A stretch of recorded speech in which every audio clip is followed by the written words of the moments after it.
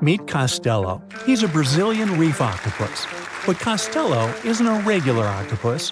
While watching him, scientists began to suspect that he might be experiencing nightmares. When he was sleeping, he was changing colors, making some wild movements, expelling water, and even releasing ink. They decided to study Costello for a while. His behavior during sleep resembled stress and fear. The study showed that he might see vivid dreams, which are, at times, spooky. While it's just one octopus, these cute underwater creatures are known for their intelligence and sometimes human-like behavior, so it's entirely possible that they see dreams just like we do. In Costello's case, he might be haunted by memories of tough times off the coast of the Florida Keys. Poor Costello has a rough past. He lost a tentacle to a predator before captivity, so maybe that's what he sees in his dreams. If proven true, this discovery could reshape how we perceive intelligence and awareness in both animals and humans. Well, it turns out plants can talk. Well, kind of. Scientists found out that plants actually make ultrasonic clicks when they're stressed. Imagine tomatoes and tobacco plants in a jam. They're making sounds like popping bubble wrap, but way too high for us to hear. These are called ultrasonic signals, and they might be their way of indicating stress. That would mean that plants can communicate with each other, and stressed plants prefer to be drama queens and let everybody know about their troubles. They make around 30 to 50 pops and clicks per hour. Calm and healthy plants don't do nearly as much. And not only do plants talk, but even have their own language. They make different sounds depending on whether the plant is experiencing thirst or is bothered by a snipped stem or something else. Moreover, some of them are so dramatic that they start ringing alarms even before they show signs of dehydration, when they know they're getting close to it. Scientists aren't sure why they do that, though. They believe that it might involve cavitation, a term that means air bubbles dancing in the plant's plumbing. Plants that sing these symphonies include corn, wheat, grapes, and even cacti. That is quite a big discovery in agriculture. We could use it to check if our crops are thirsty and stuff like that. So now we'll be eavesdropping on plants and deciphering their secret language. Okay, time for some universal news. Recent studies are shaking up what we thought we knew about the universe's age. Our findings during the last decades showed that the universe must be around 13.7 billion years old. However, a new study shows that it might be almost twice as old, up to 26.7 billion years. Keep in mind that it's not proven, so for now, the official number stays the same. Scientists were using the time since the Big Bang and studying ancient stars to measure the universe's age. But some stars were playing hard to get, looking older than the universe itself. For example, the ancient star Methuselah, which is estimated to be around 14 billion years old, which would be older than our universe. Also, the James Webb Space Telescope caught galaxies looking super mature just a few hundred million years after the Big Bang. All this poses some hard puzzles for astronomers. But this new hypothesis combines the expanding universe theory with something called the tired light theory. It suggests that light loses energy as it zips across cosmic distances.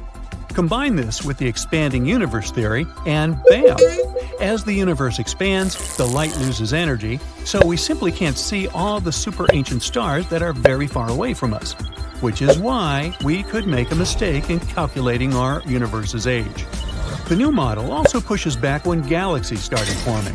It suggests that those early galaxies spotted by the Webb telescope took way longer to form than we originally thought.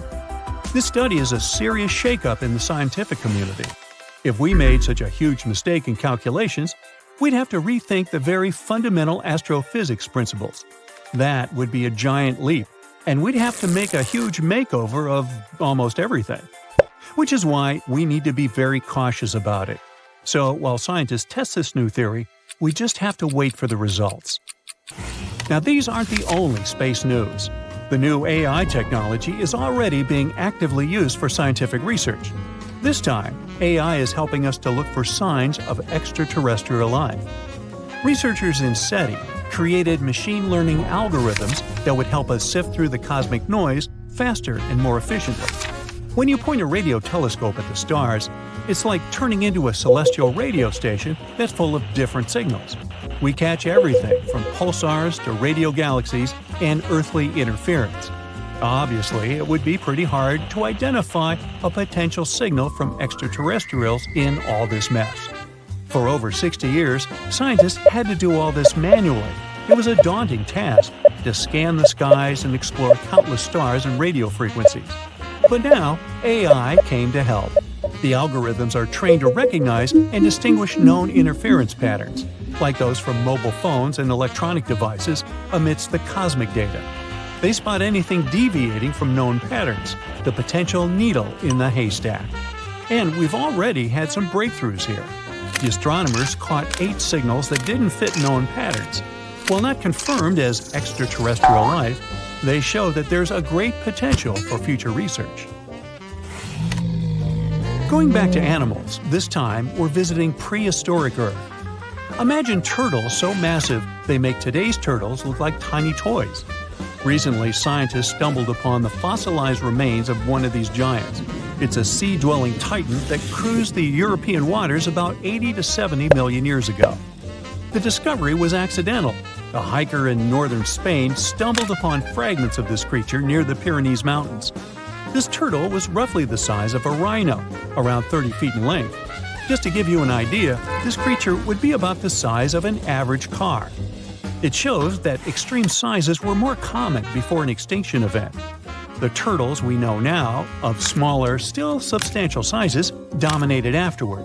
But the ancient oceans were filled with giant turtles munching on mollusks and jellyfish. This discovery also challenges the idea that gigantic turtles were exclusive to North America. The existence of this turtle proves that these colossal reptiles were hanging out in European waters too. So this might be just the tip of an iceberg, and you'll want to steer around that one too. And finally, NASA's James Webb Space Telescope has made a great discovery. It detected a crucial carbon compound in space. It's called methycation, and this tiny molecule, even if it might seem insignificant, could help us unlock the secrets of interstellar organic chemistry. Carbon is incredibly important. Carbon molecules are building blocks that construct everything from stars to planets to, well, us. It's the key ingredient for life, and scientists are eager to understand how it shaped our existence on Earth, and if it could do the same elsewhere in the universe. And methycation plays a very important role in the creation of complex carbon-based molecules. That's why it's very cool that we discovered methycation, even if it's very far away. NASA scientists found it in a young star system. This system is chilling about 1,350 light-years away from us, in the Orion Nebula. The star in this system, which is smaller and a bit weaker than our Sun, is bombarded by intense ultraviolet light from nearby hot, young, massive stars. You'd think such strong UV radiation would destroy complex organic molecules. But the research team believes that it might actually kickstart the formation of these carbon compounds. Maybe stronger stars and their insane radiation levels actually work as energy sources for life. They set off a chemical chain reaction, which results in complex carbon stuff like plants and animals. Seems like we found yet another puzzle piece. Oh, that's really weird, Susie says, looking at a tree with a yellow bandage tied to it. She's been walking around a strange forest in southern Japan for an hour, and it seems she's got lost.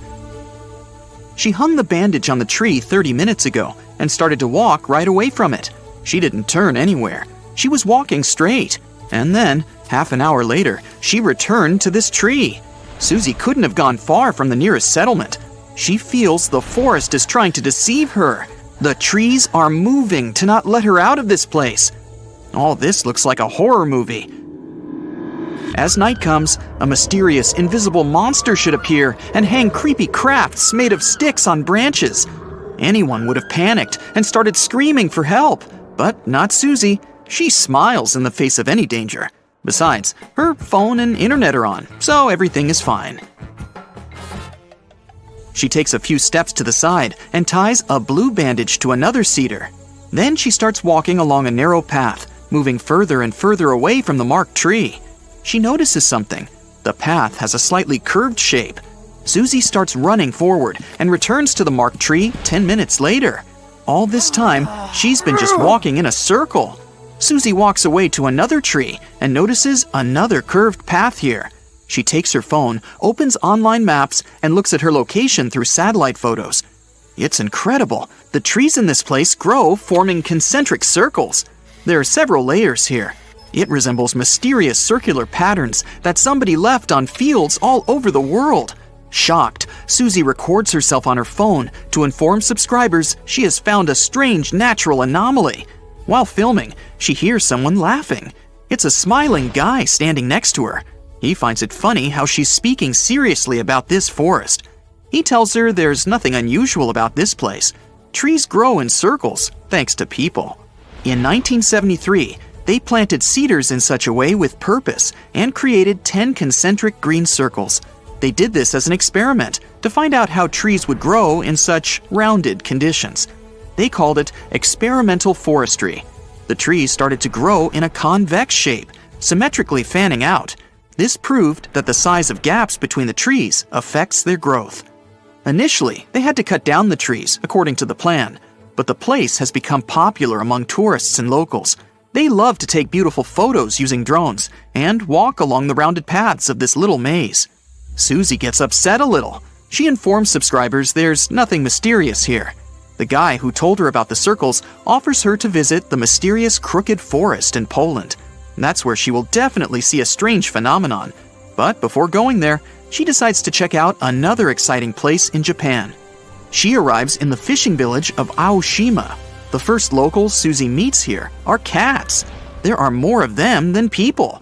Cats are everywhere. They live here thanks to a lot of fish. Once upon a time, this place was full of mice that spoiled fishing boats. People brought cats to this place to fight the rodents. When all the mice had disappeared, the cats stayed here. Since then, people have been considering them as full-fledged citizens. The video with cats gets the most likes on Susie's channel. But now, as she promised, it's time to go to Poland. The forest looks weird thanks to the curved trees. The lower parts of their trunks are bent, making them look like bellies. It's also strange that they all point only to the north. Susie goes around the whole forest and counts about 400 trees. It seems people change the shapes of the trees, but for now, there's no evidence of this. It's believed they planted trees in the 1930s and damaged them during growing at an early age. Nobody can say why. There was a small village near the forest. Its locals probably knew the secret, but unfortunately, the town was destroyed more than 70 years ago. The key to the mystery disappeared along with it. Of course, scientists had hypotheses, but they were all quickly refuted. Perhaps this curved shape was caused by a genetic anomaly. There are trees with similar trunks in other forests of the planet, but here, the curves look too perfect and neat. It's like an artist worked on them. This suggests that something from the environment has affected them. You can find similar trees all over the world, but mostly, they're loners and never grow in such big groups. Perhaps snow falls on the tops every winter. Tree trunks bend under such a heavy weight. But why is only the lower part changing? And why do other trees in the forest look normal? Also, there's no explanation why these trees point north. Is there any purpose? The most plausible theory says that local farmers changed tree shapes to create furniture and details for ship manufacturing. It's fast and easy to make a basket from such a tree, for example. By the way, manipulating the growth of trees was a common practice among some ancient tribes in America. They deformed the trunks for navigation and communication in forests. Well, that's all very interesting, but now Susie wants to see something scary. One of the subscribers advises her to visit one creepy forest. This place is located on an island 17 miles south of the center of Mexico City. Susie gets here on a small boat. As soon as she steps on the ground, she turns on the live broadcast on her phone. She records dolls hanging on trees all over the island. They have different clothes, different sizes, and faces. There are about a dozen creepy toys on every tree. Rain and hot sun deformed the toys' faces. They're covered with moss and greenery and have taken eerily scary forms. There are rumors they come to life at night. Wanna check? One of the subscribers writes. No problem, Susie agrees. The sun is going down below the horizon. Darkness falls on the forest. Susie is wandering among the trees. The moon lights her way. She makes a fire to get warm. At this moment, she hears a strange sound. She notices some movements out of the corner of her eye. The phone turns off. Susie looks up and sees one of the dolls, lit up by the flames, is turning its head in her direction. Susie screams and runs away from this place. Of course, the doll didn't move. You can notice a little bird sitting behind the toy's head. A few days later, Susie found out that one of the Mexico City locals had moved to the island in the 50s and filled it with toys. He collected dolls from landfills and canals around the island. He spent several years decorating every tree. In the beginning, it looked strange and exciting for tourists. Then, as the dolls began to age and rot, the place became more attractive for people. There are several legends about the reasons for his obsession. Okay, Susie's had enough of these mysteries and creepy places. Now she wants to admire something majestic that was created by nature. She arrives in California's Sequoia National Park, where the most giant trees in the world grow. She's looking with an open mouth at the biggest tree in the world, a giant sequoia. Its name is General Sherman, and it's about 2,000 years old. The volume of this tree is almost half the size of an Olympic swimming pool. Despite its age, it's not the oldest one. There are redwoods in the park that appeared 3,000 years ago. And the tallest tree in the world grows here, in California. It's a redwood that belongs to the sequoia family. It's called Hyperion, and its height reaches 380 feet. This is 1/3 of the Eiffel Tower's height. Just imagine what kind of view you can see from the tree's top. Now Susie is on the island of Madagascar. She's going to see unique baobab trees. They look like something has ripped them out of the ground, turned upside down, and shoved them back in. Baobabs are some of the most beautiful trees in the world. Most of them are here, in the Alley of Baobabs. But you can also find them in Australia and South Africa. Their tree trunks resemble sponges. They expand and absorb moisture during the rainy season. Elephants like to drink it. They tear off and chew the trunk's parts to quench their thirst. At night, flowers bloom on the baobabs. They smell like sour milk and attract bats. But the most interesting thing is that the baobab doesn't dry out and doesn't fall like other trees after the end of its life. It crumbles, settles, and leaves a pile of pieces on the ground. I'm about to introduce you to a place where the laws of physics take a vacation. Welcome to the mystery spot, where you can witness all kinds of implausible things that will leave you scratching your head in disbelief. Don't worry, it's not sorcery or witchcraft. It's just some clever optical illusions that mess with your brain and make you question reality. Back in the day when the Great Depression was hitting hard, people needed some fun distractions. That's how the entertainment industry gave birth to the concept of mystery spots. One of the most famous mystery spots is the one near Santa Cruz, California. The name is all intrigue and mystique, isn't it? Once you step inside, you'll see people standing upright on a slanted floor or at impossible angles on a flat surface. You'll see a ball rolling up a ramp defying gravity and logic. It's like being in a funhouse but without creepy clowns. The site is known for its gravity-defying demonstrations, which appear to bend the laws of physics, both on the short uphill walk and inside the wooden building on the site. Misperceptions of the height and orientation of objects occur here. These visual illusions include balls rolling uphill and people leaning farther than normally possible without falling down. Psychologists at Berkeley state that all of the misperceptions stem from the simple fact that the house is slanted at a 20-degree angle. The next stop is again in the USA, but this time at Hoover Dam in Nevada. Here, gravity seems to play with us too. Try this experiment if you ever happen to go there. Pour water from a bottle over the dam. You will witness that instead of going down, the water will start flowing upward. The reason behind this is a very powerful updraft that the structure of the dam creates. In other words, the water gets carried upward by the wind. This trick is not unique to the dam, as there's a reverse waterfall in the Faroe Islands. It occurs due to a wild weather phenomenon known as an inverted waterfall. Imagine a gigantic whirlwind of ocean spray swirling up a steep, 1,542-foot high rocky cliff. So how does this crazy phenomenon happen, you ask? Well, it's all thanks to a spiral column of air that rotates near high and steep cliffs, creating a mini tornado effect. And when the wind hits the edge of the cliff, it gets even stronger and picks up coastal water, which then splashes up the cliff and creates a massive water and wind funnel.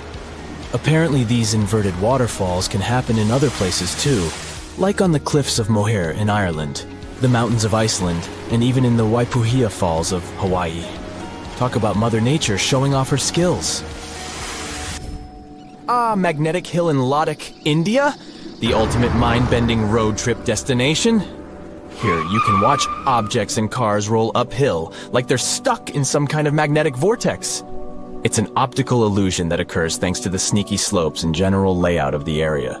The road might look like it's going uphill, but it's actually a downhill road in disguise, playing tricks on your brain like a mischievous magician. You might also see your car moving by itself in the neutral gear. No, your car isn't haunted, it's just basic physics at work. Even when the engine is off, the wheels can still turn, thanks to momentum and the subtle slope of the road. Mount Aragats has a similar story to the Magnetic Hill of India. This one, too, is like a magnet for thrill seekers and car enthusiasts. It's located on the border between Turkey and Armenia. It has a reputation for making cars defy gravity. People from all over the world visit this mountain to witness the incredible spectacle, where a car parked on the slope seems to roll uphill all by itself without any driver behind the wheel. There's a nearby river that flows uphill too. People who visited this site claim that it's easier to go up than down there. Number 6 on the list is the Golden Boulder from Myanmar. The rock looks like it's about to tumble down the hill at any moment, but it's not going anywhere. It's been sitting there for over 2,500 years. The rock is the centerpiece of a stunning pagoda that sits on top of it, towering 49 feet above the ground. According to legend, the rock is held in place by none other than a strand of Buddha's hair. It's no wonder that this place is one of the most important Buddhist pilgrimage sites in Myanmar. The rock was chosen by a celestial king who was impressed by a Buddhist monk's incredible asceticism. So, he used his supernatural powers to carefully place the rock in its current spot, where it looked like the monk's head. If that's not enough, it's said that only a woman can move the boulder. That's why women aren't allowed to touch it. So, if you're up for an adventure, head over to this magnificent rock and pagoda and witness this gravity-defying feat for yourself. Back to the US. Oregon Vortex is located on Sardine Creek, Oregon. It's a tourist attraction that's been around since 1930. The owners of the attraction claim that it's some paranormal activity, but it's pretty obvious some clever optical illusions are involved. Legend has it that even before the attraction was built, Native Americans in the area warned that this land was forbidden, and horses refused to go there. But then, some gold miners built an assay office there in 1904, and the building ended up sliding to a wonky angle. Now picture this. You're in a cozy spot, away from city light pollution, staring up at billions of stars putting on a sparkling show above you. But if you're lucky enough to be in Marfa, Texas, you'll get a little something extra. Mysterious orbs decide to join in on the fun, shining bright like a diamond, and they've been doing it for over 100 years. But what are these glowing orbs called Marfa lights? Well, everyone has their own theories. Some people think they're just car lights from the nearby highway, but that's no fun. Others believe that these orbs are actually sentient beings trying to convey some sort of important message to us, mere mortals. Imagine standing at the edge of a stunning lake, admiring the picturesque view of a majestic volcano. Suddenly, you hear a loud boom and flames shoot up into the air like a fireworks show gone wild. But don't worry, it's not an eruption, it's just the Kauai'jan Lake and volcano doing its thing. This fiery spectacle is caused by a natural phenomenon where sulfuric gases burst through the rocks and ignite upon contact with the outside air. The result? Flames that soar up to 16 feet in height, burning blue like the coolest neon lights you've ever seen. And if that's not enough, the liquid sulfur that streams down the mountain looks like a molten river of electric blue lava. It's equal parts terrifying and breathtaking, and a sight you won't soon forget. Speaking of unforgettable things, the Richat structure in Mauritania has been an eye-catching enigma for astronauts since the dawn of the NASA space program. This circular feature in Earth's crust was created by a raised dome that was eroded over time, revealing the original flat rock layers. As you move from the center of the structure outward, you travel back in time, as the older rock layers are exposed in the middle. This geological phenomenon is made up of sedimentary and igneous rocks and measures 28 miles across. From space, you can see several faults where the rock layers have shifted and have been pulled apart. The Ratchat structure is situated in the heart of the Sahara Desert. Whenever you hear about ancient ruins, you almost never picture them being suspended somewhere, or just randomly hanging on the branch of a tree, right? In fact, for most of the ancient artifacts we have exposed in museums all over the world, archaeologists did quite an impressive amount of digging. You see, buildings have this funny way of fading away over time if not properly taken care of. Sometimes we need to reuse some building materials, so an older construction may be sacrificed in the process. Other times, houses are abandoned, and once they are exposed to the elements on the surface, like rain or sunlight, they don't really stand a chance. Some just simply crumble away due to good old erosion. So the only way a piece of architecture can survive the test of time is if it's somehow gotten buried deep down. Now, how did they end up buried in the first place? Well, it's quite the comedy of errors.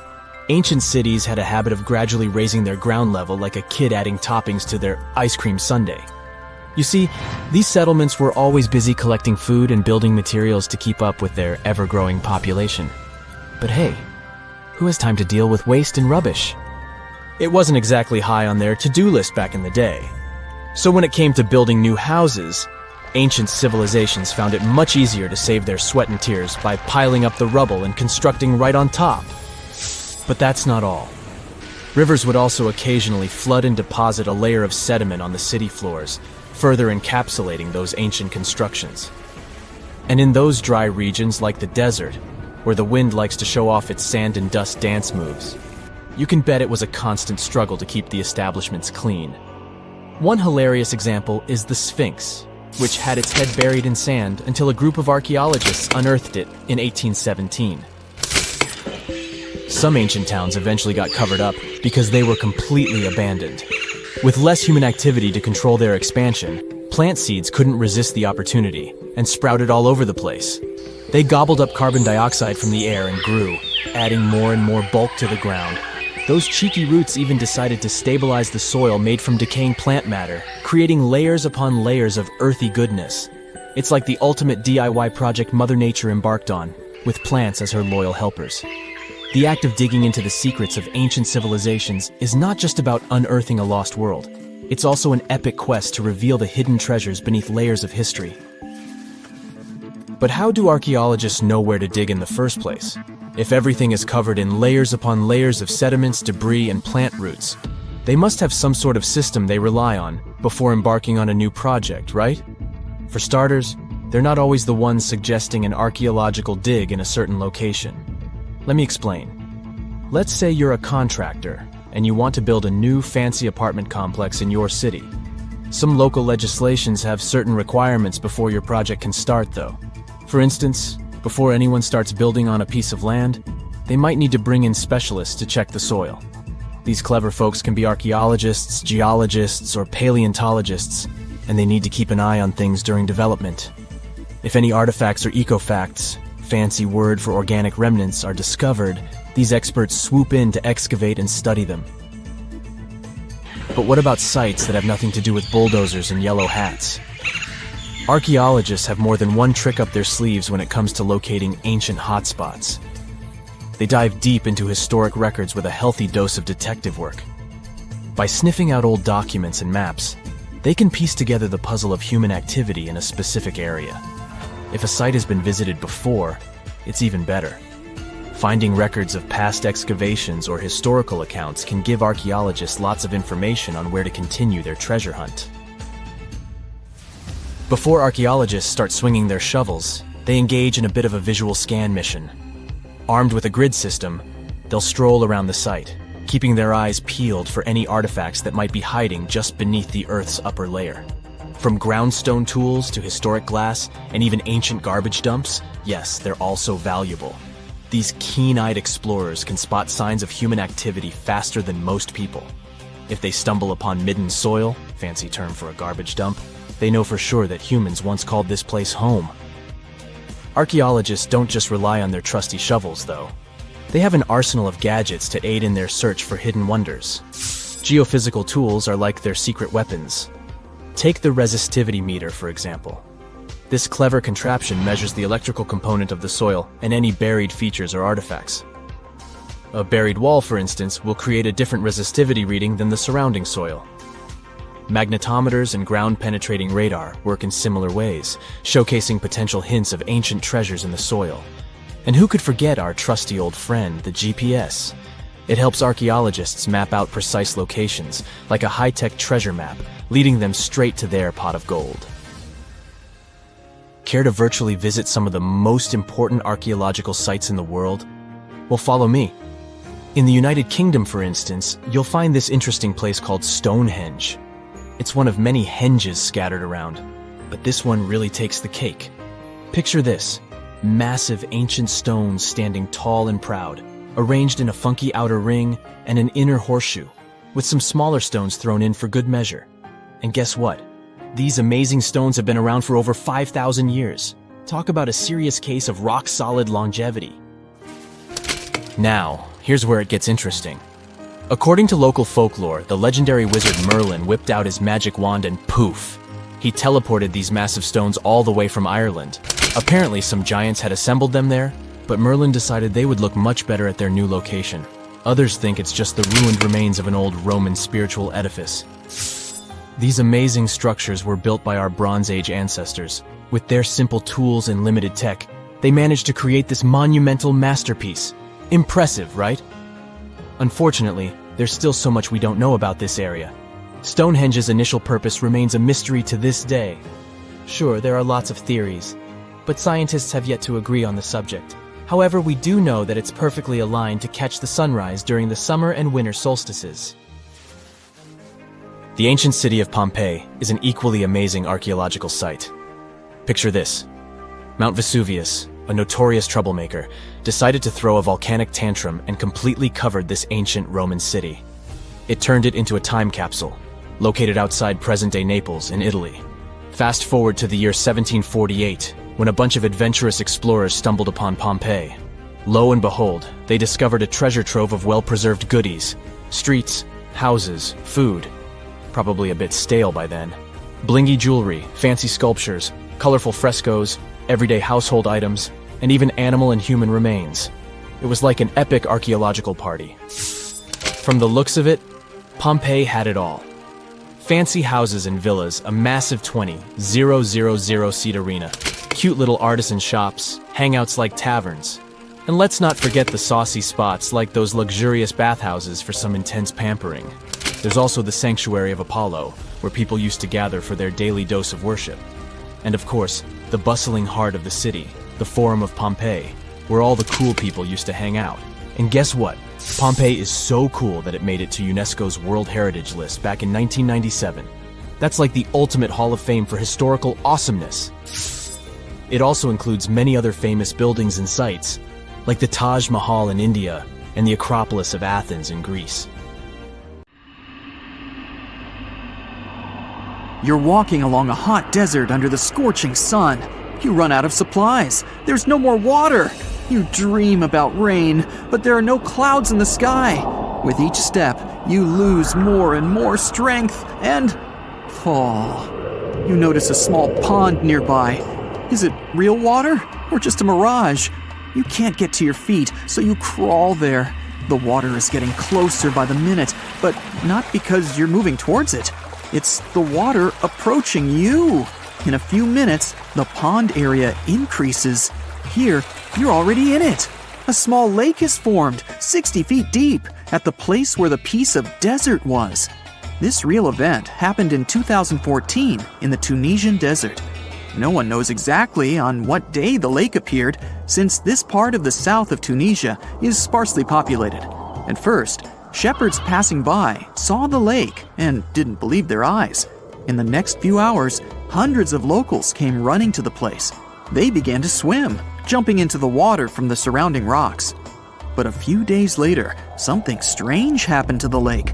In the beginning, it was a crystal clear turquoise blue color, but then it turned dark green. People didn't attach any importance to this and continued to swim. They shouldn't have done that. The scientists and geologists arrived and immediately announced that it wasn't safe to swim in the lake. Muddy green water means the lake is stagnating. It's not refreshed, it's not fed by underground springs. Now the lake is filled with algae and a lot of harmful bacteria that can cause serious diseases. They also found out that this region of Tunisia is filled with huge deposits of phosphate. This substance can disintegrate and leave radioactive traces. The lake can be carcinogenic, toxic, and hazardous for any living organism. But people didn't worry about this too much. They walk in the middle of the desert, while the sun heats the air to 104 degrees Fahrenheit. Most of them are unlikely to refuse to jump into cool water, despite the warnings of scientists. Until now, no one knows exactly the reason for the appearance of the lake. Some scientists believe the lake was formed because of heavy rains.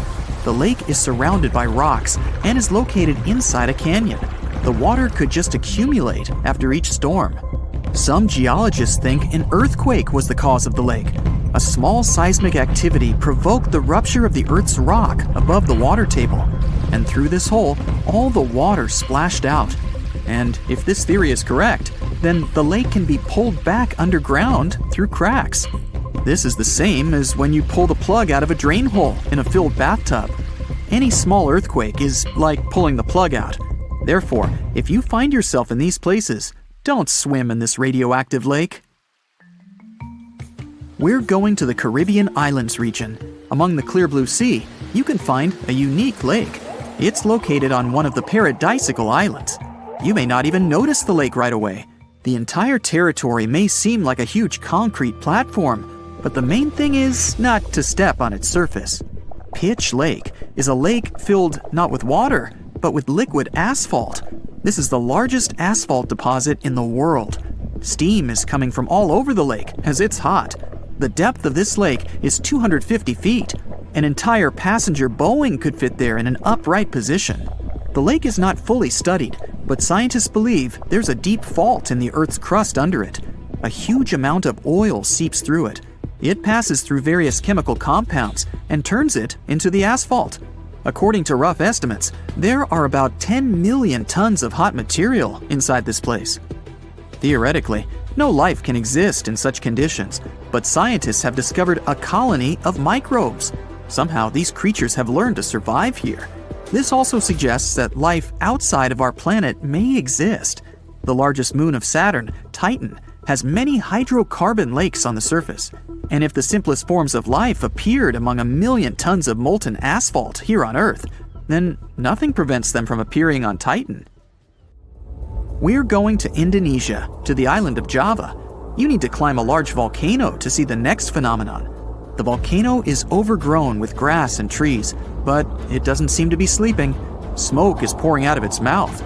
You climb to the top and see a clear lake instead of boiling magma. The blue sky is reflected in its bright turquoise surface. But don't try to jump there. This lake is filled with acid. The magma inside volcanoes comes from the deep bowels of the Earth's crust. The incandescent liquid consists of many molten metals and chemical compounds, and the lake is filled with particles of these metals. In addition, the volcano emits sulfur dioxide gases. When they combine with metals, they form a beautiful turquoise color. You'd better come back here at night. In some places, a lot of sulfur is concentrated. These accumulations come out of the lake and come into contact with the air. When this happens, everything around bursts into bright blue flame. It's safe to observe this from the side, but don't get too close. Nearby, on this island, there's another acid lake. It also releases sulfurous gases into the air, which are easily ignited when in contact with oxygen. And when this happens, the gases burst into a bright blue electric flame. It's difficult to see the flames during the day. At night, you can see these flashes from afar. Our next location is Australia. You start the drone high above the forest area.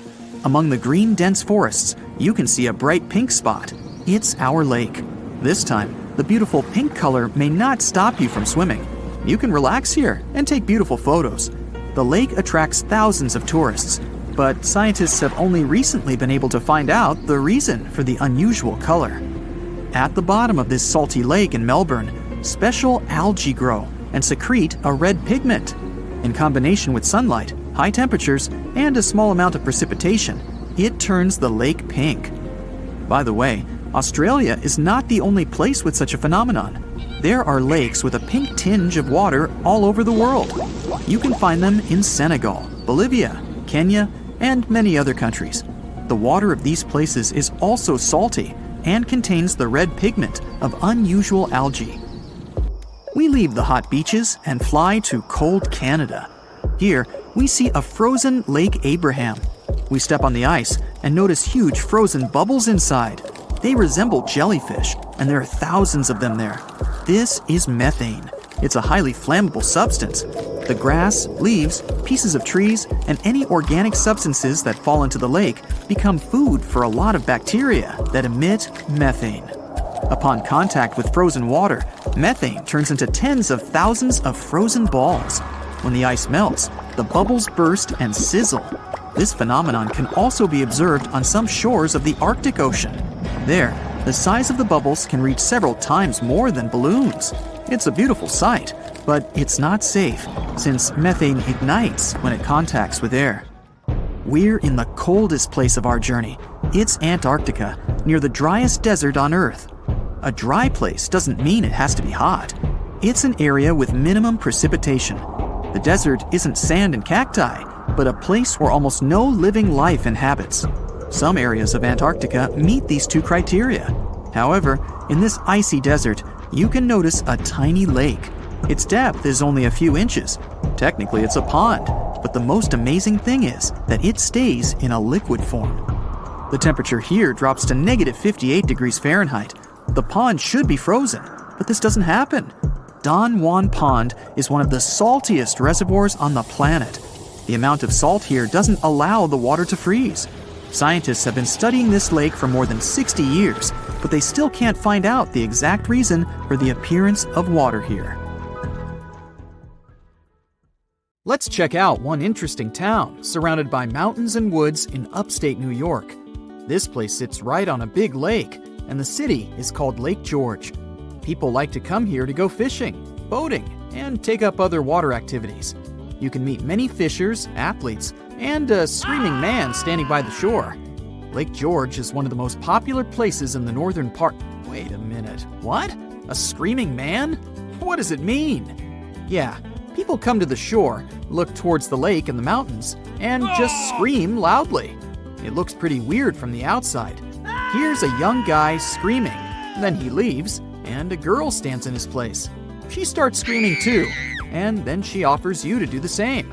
Okay, you come to the spot where she was standing, turn towards the water, and shout. Wow! The sound of your voice echoes back to you. You hear yourself as if the sound wave passed through a giant megaphone. Your scream sounds distorted. It's unbelievable. You get closer to the shore and start screaming again. But this time, the magic is gone. You hear your usual scream. You return to that point, and here's the sound of your cry rising to you again with an echo. But how does this happen? Look where you're standing, the girl tells you. You're standing on a round concrete platform with an engraved image of a compass. Right on the compass, you see a blue map of the lake. In the center of this pattern, two compass lines intersect and form the X symbol.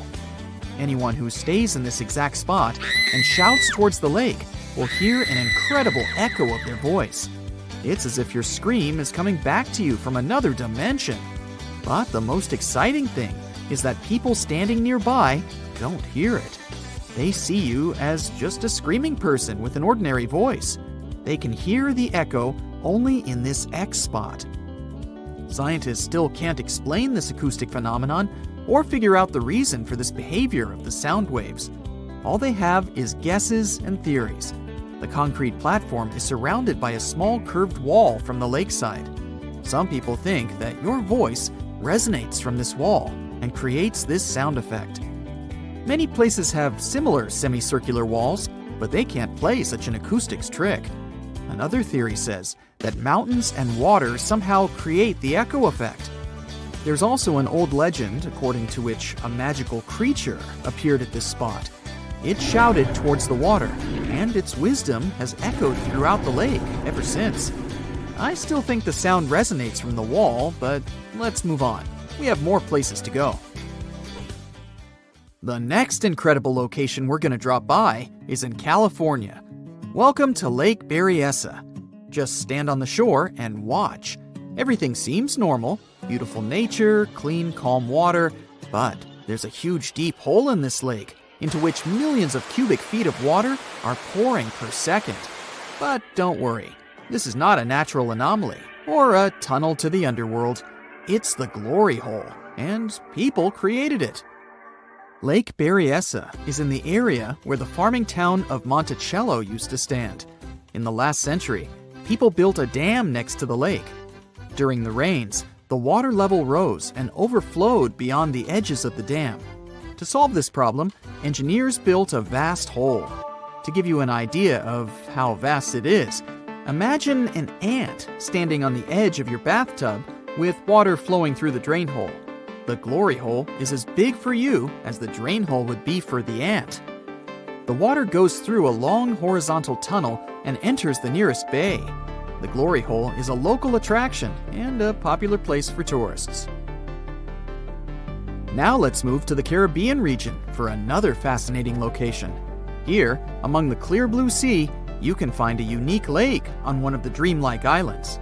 Its entire territory looks like a giant concrete platform. But don't swim in it. Steam emanates from the lake's surface because of high temperatures. Almost all the water here is liquid asphalt. Pitch Lake is the largest asphalt deposit in the world. Its depth is 250 feet, which means that a passenger Boeing can fit there in an upright position. Scientists haven't yet studied the lake thoroughly. They think there's a fault in the Earth's crust underneath it. Natural gases and oil pass through this crack and mix with water. Then, all this liquid goes through many chemical reactions and turns into asphalt. The lake contains about 10 million tons of hot material, according to rough estimates. Theoretically, no life can exist in such conditions, but scientists discovered a colony of microbes there. This means that life outside of our planet can exist. Saturn's largest moon, Titan, has many hydrocarbon lakes on its surface, similar to Pitch Lake. And if the simplest forms of life can exist here, in the asphalt lake, they may also survive on Titan. Our next unusual lake is in a pretty unexpected place, in the driest region on Earth. And these are not hot dunes and lifeless plains. This region is in Antarctica. A dry area is not where it's hot, but where there's almost no precipitation.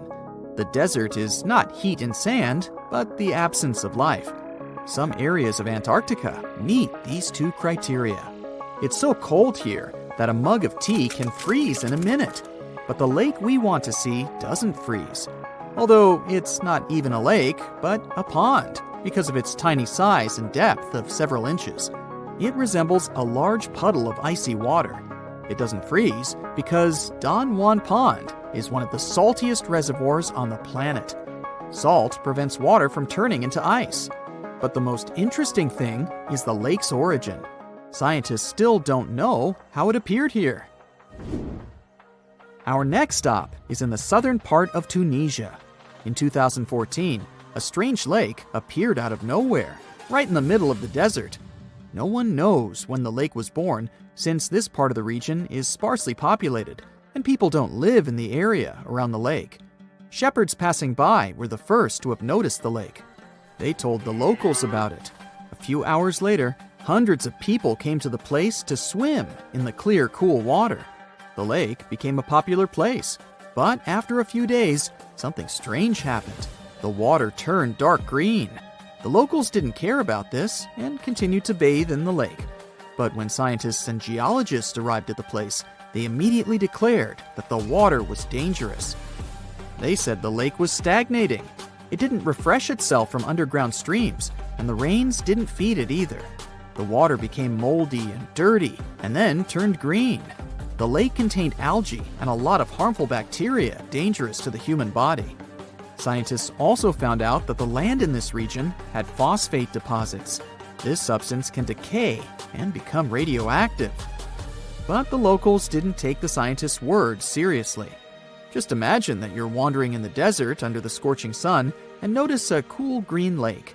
Few people will refuse to jump in there. The origin of this lake remains a mystery. Some experts think that heavy rains have filled a hole in the ground with water. Water has probably accumulated in the shadow of rocks surrounding the canyon. But another, more frightening theory says that an earthquake formed the lake. The seismic activity must have torn the Earth's crust above the water table. Then, underground springs spilled out of the depths and filled this crevice. This means that all the water that came here can pour back out.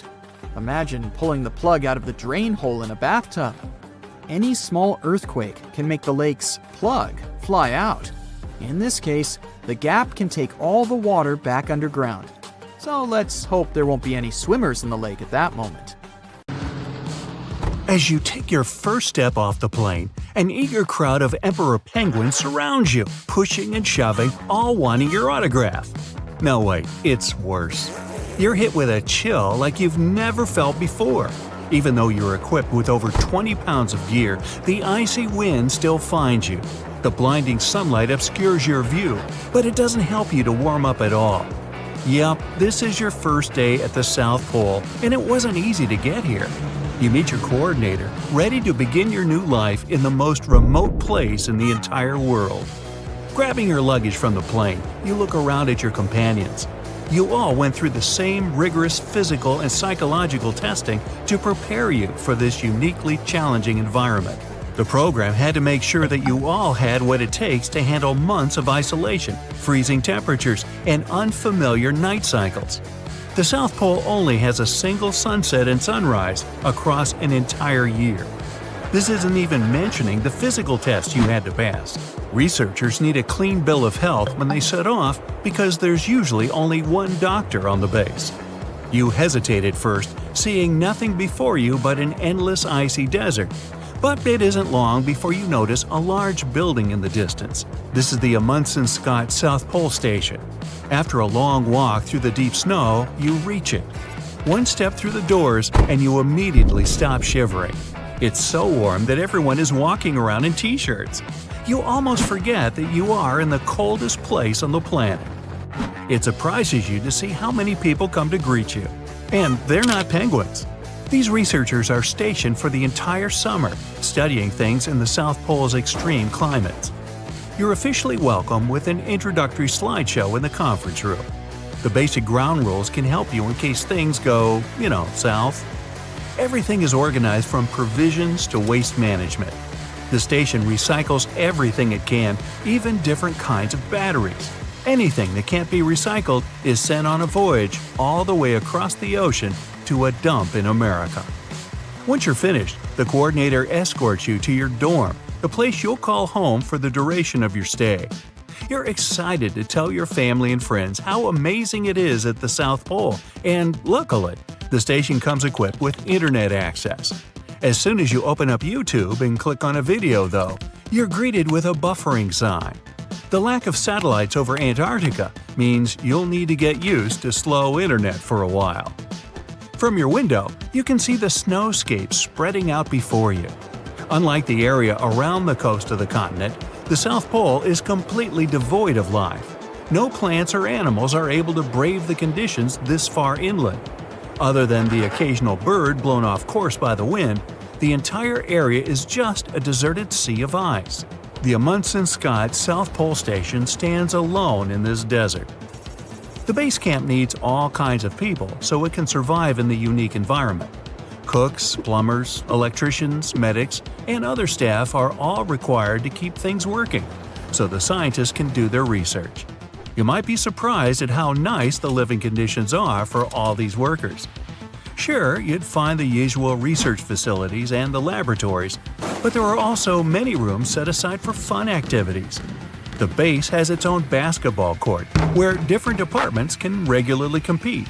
There are even whole rooms set aside for music and arts. Most importantly, there's a dentist who can make sure your teeth aren't damaged from all that chattering. Let's not forget the cafeteria that serves dishes from all over the world. Craving a delicious green salad? Then you head down to the internal greenhouse to pick some fresh fruits and veggies. You'll find tomatoes, avocados, lettuce, and even tropical fruits. The greenhouse might also be the most humid place on the entire continent. Amazingly, it's so effective that it can produce around 20 pounds of goodies per week. There won't be any water shortages either. The base is planted on an almost infinite supply of fresh water. The crews simply feed Antarctic ice into their specially designed generators that melt and filter it into clean drinking water. If the stress of the extreme climate ever gets to you, you can just hop into the sauna. Detoxing in the South Pole is a one-of-a-kind experience. Now that you're familiar with the facilities and can get around with ease, it's time to work. The base is mainly dedicated to astronomy because the crystal-clear Antarctic sky allows researchers to capture amazing images of space. Antarctica is perfect for these pictures because it's the driest place on Earth. There's almost no water vapor in the atmosphere. You're here for another reason, though. The station is also used to study volcanic activity. Scientists have discovered 91 volcanoes buried underneath the Antarctic ice sheet, and it's your job to collect samples from one of them. Back out into the frigid cold, your teeth begin to chatter again. Luckily, this is nowhere near as bad as the lowest temperature ever recorded here. The South Pole has been as cold as minus 120 degrees Fahrenheit. That's so cold that if you threw a glass of boiling water into the air, it would turn to ice before it hit the ground. It would be almost impossible to even leave the station at that temperature. The warmest the South Pole has ever been was 10 degrees Fahrenheit, and that was at the peak of summer. As you approach the digging site, you start to notice changes in the scenery. There are hilltops and steep ledges all around. As you got closer to the coast, you begin to see more animal life. You can even see a colony of penguins out in the distance. You scout the area around the site, perhaps expecting to see an enormous mountain spewing lava from its tip. In fact, there's nothing inside at all. That's because the volcano is right beneath your feet. It's part of the enormous landmass below the ice that the continent is famous for. Antarctica might just look like a giant field of ice, but there's actually a huge continent underneath. That means it has volcanoes, mountains, and valleys, like any other continent. Scientists have recently discovered that the Antarctic landmass has the lowest point on the planet, as well as huge mountain ranges. If any of the numerous volcanoes were to erupt, it would melt a huge part of the surface ice and increase the spill of ice into the ocean. The sea level would rise and flood coastal areas around the world. The ocean waters would also be disrupted, putting marine life at risk. You can count yourself lucky, though. All of these volcanoes are dormant at the moment, so you can begin your work. You begin to unpack your equipment and start digging. You and your team set up a small tent to try to stay warm while you monitor the progress on some portable screens. Your stomach rumbles and your team rummage for the sandwiches they brought with them. There was no need to carry them in a cooler for obvious reasons. Smelling the food, Antarctic birds begin to circle above you as you eat.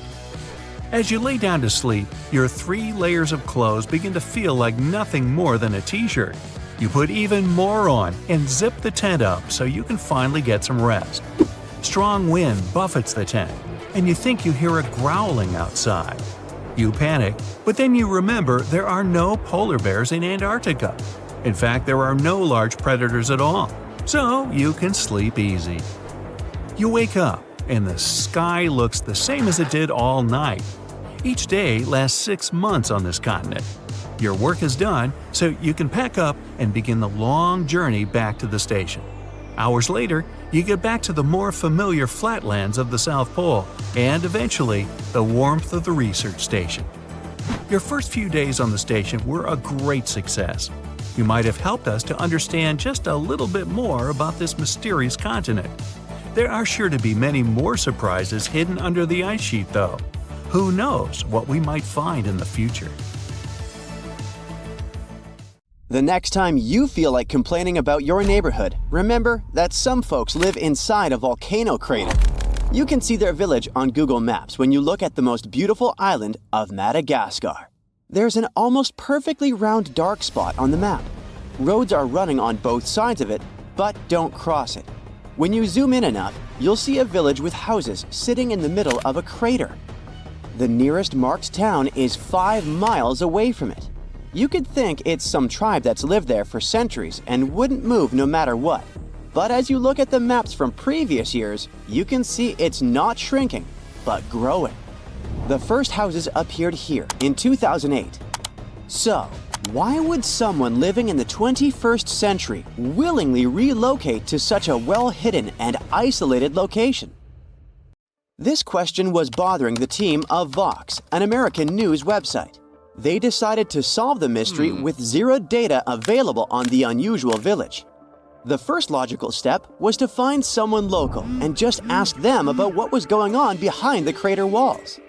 It was tricky from the start, as some places marked on Google around the area turned out to be fake and inspired by manga.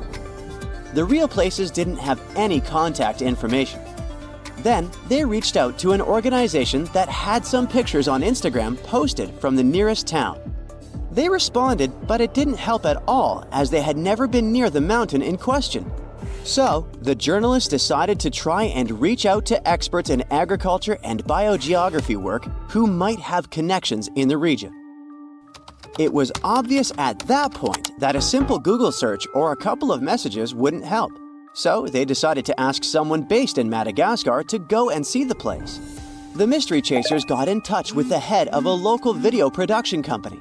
She was surprised that someone would live in that area because of earthquakes, but agreed to get a crew and travel around 85 miles from the capital of Madagascar to the village.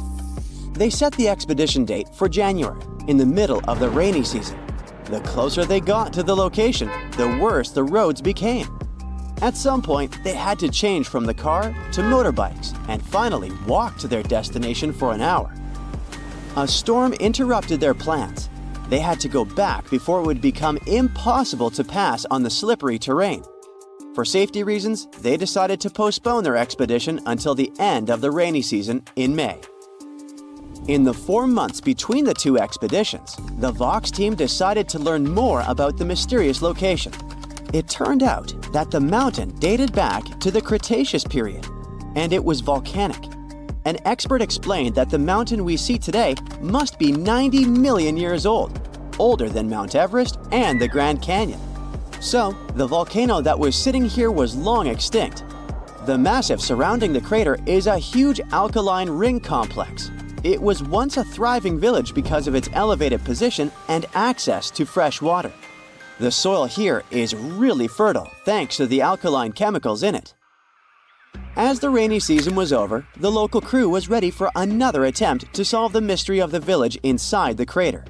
This time, the weather and the roads were perfect, but there was a new problem. As they reached the village, the locals weren't too thrilled to see them. Finally, the leader of the Big Island Village, that's how its name translates, agreed to show them around. It turned out there were about 50 houses in the village and 300 people, all belonging to the Betsilio ethnic group. When their hometown became overcrowded, they knew it was time to look for a new home. One of the village elders knew this could be the new location. He traded cattle in the area and remembered this wide-open, empty space. So they traveled around 240 miles from their old home to their new crater village. They grow cash crops, mostly lemons and oranges, and sell them at the markets in neighboring cities.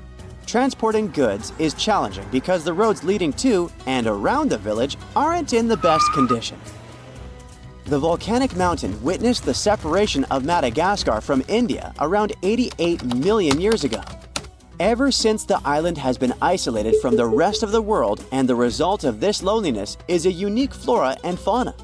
There are 40 species of lemurs you won't find anywhere else on Earth. All hail King Julian, if you know what I mean. Plus, there are about 800 species of butterflies. 92% of Madagascar's mammals, 89% of its plant life, and 95% of its reptiles can only be found here.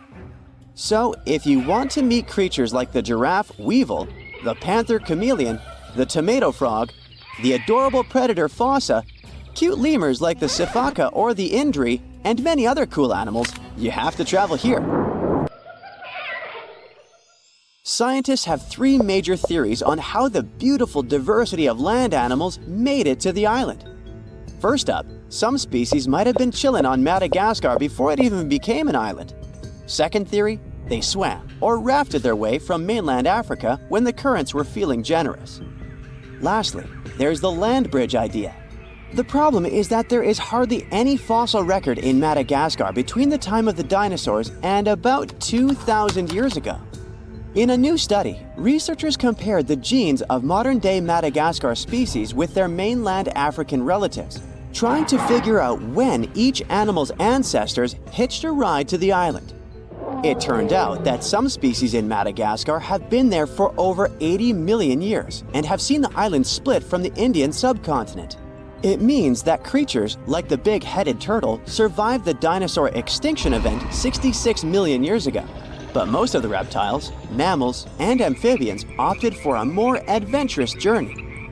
They descended from smaller animals that likely rafted their way to Madagascar. Lemurs, for example, probably had tiny ancestors, like the mouse lemurs. Tortoises might have just floated across the Mozambique Channel without needing a raft to get to their destination. The first humans settled here just around 1,300 years ago. The island's name is still a bit of a linguistic mystery. Legend has it that Marco Polo, the famous Venetian merchant, gave it the name after getting his geography a bit mixed up. He confused it with the kingdom of Mogadishu in East Africa, did some mispronunciation, and voila, Madagascar was born. Despite the uncertainty in its name's origin, language and culture point straight to Indonesia. Some scholars argue that the first settlers came here straight from Indonesia, with African influences sprinkled in later through migration. Others think it was a mix of several voyages along the coasts of India, the Arabian Peninsula, and Africa, creating a diverse melting pot. Most people on the island speak Malagasy, the national language, which is based on the Latin alphabet. French is also widely spoken and is officially recognized. If you're using vanilla on a regular basis, chances are that it comes from Madagascar. The island supplies around 80% of the world's natural vanilla, and it makes 25% of the country's exports. They also sell clothing and textiles, cloves, fish and shellfish, and various food products overseas. They use most of the land to let their cattle wander and enjoy the juicy green grass. Some of the oldest villages used to be built on hilltops surrounded by huge ditches for defense.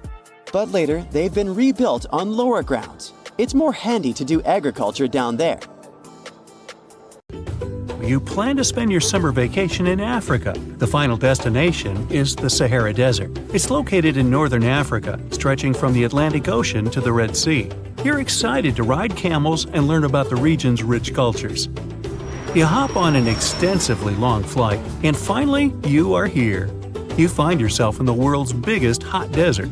Can you believe it's 3 million square miles? You're ready for your first adventure after drinking liters of ice-cold water. The guide gives you a choice. You can spend 2 weeks visiting a collection of oases, or you can help them solve an ongoing local mystery. Deep into the desert, near this Algerian town, lies a mystery begging to be solved. A collection of huge, spotted circles in the sand. There are dozens of them, stretching for miles in a straight line. The circles were first identified via Google Earth images several years ago. People have debated them for years, but no one seems to know the answer. The strange thing is that they are so many miles away from any towns, roads, or human activity. The quickest way to discover the truth behind the circles is asking questions. You grab your notebook and set out to talk to locals. Everyone is helpful in this scenario: geographers, anthropologists, elders, and historians. The first person you talk to is a map expert. You need to understand if those circles were authentic or a satellite glitch. You end up interviewing the people who take Google Earth satellite pictures. The circles are really there. They appear in multiple pictures from many years. Then, let's understand why they are there in the first place. After 2 days of interviews, you have your first lead. The circles could be the result of oil activity. Experts explained why this would make sense. Algeria is a rich area for natural resources, so this would be a sensible guess. Usually, to find out if there is anything worth extracting, companies would undertake seismic surveys. Seismic surveys are a way of analyzing the Earth's surface by sending shock waves into the ground. Depending on how these waves bounce back, you'll know what is located there. A special vehicle could have marked the soil that way. So, did we unravel the mystery? Not quite so. As you know, the Sahara Desert is one of the driest areas on the planet. The average high temperatures in summer are over 104 degrees Fahrenheit. To survive there, people need to find ways of accessing water. So, these circles could be a kind of ruin or leftovers from ancient water wells. Again, I'd say this is a sensible guess. Ready for some fact-checking? Some anthropologists agree that these circles could be ancient fogueras. Foguera is the name of a 2,500-year-old style of irrigation system, usually found in northern Africa. It is also known as a qanat in other places in northern Africa. Locals would dig a deep well at an elevated point, deep enough to tap into underground water. They would then dig parallel shafts at regular distances.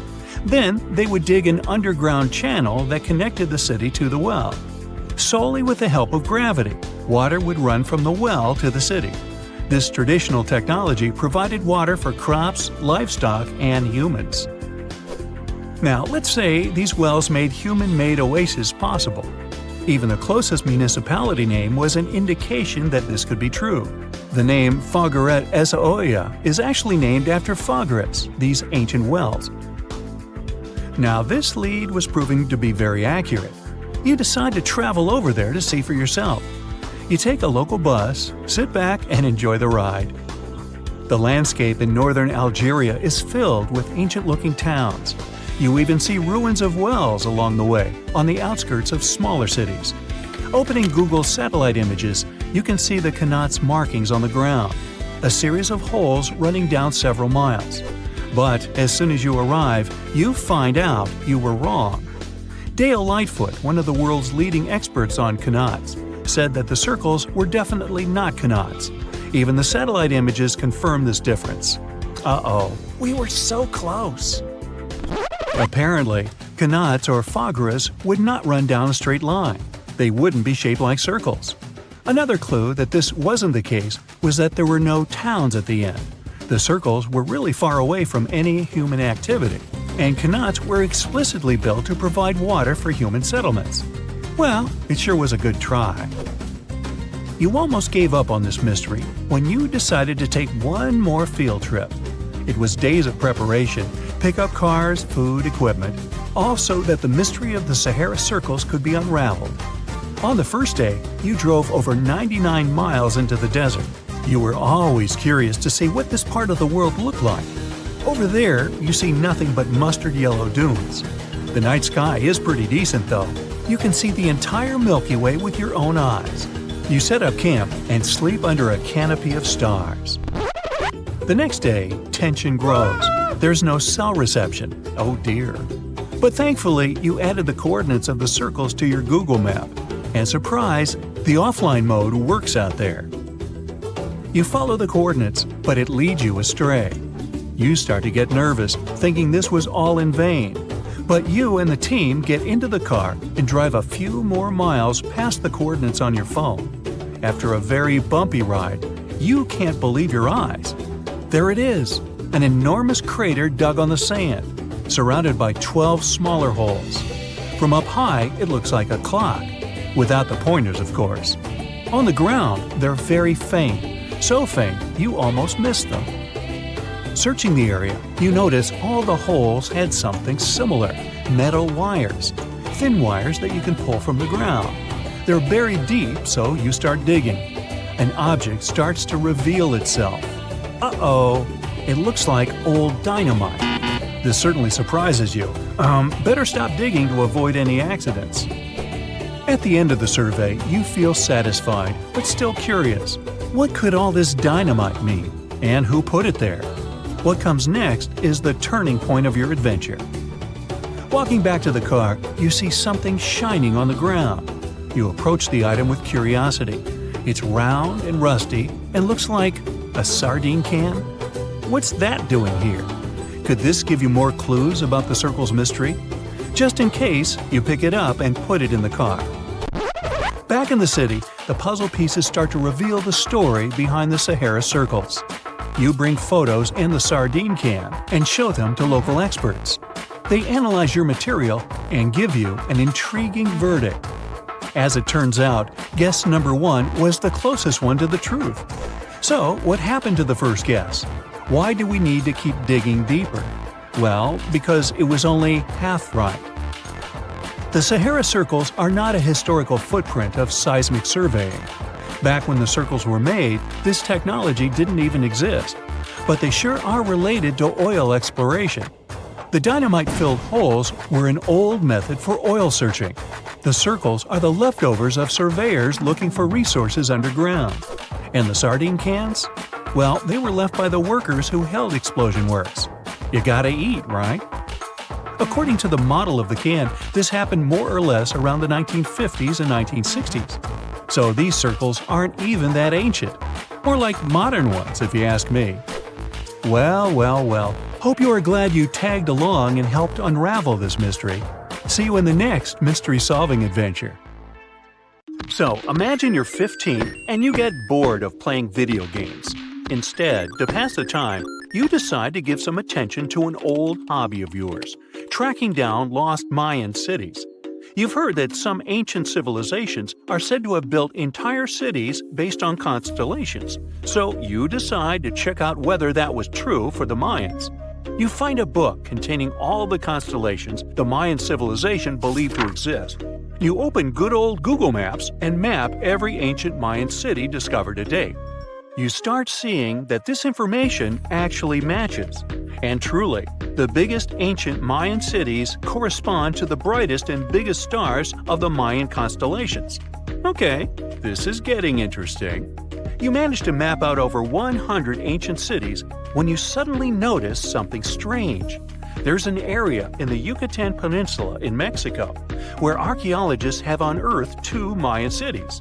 But on the constellation map, there are 3 stars. Could this mean there is a long-lost city waiting to be discovered nearby? You might think this sounds too daydreaming, but the story is actually true.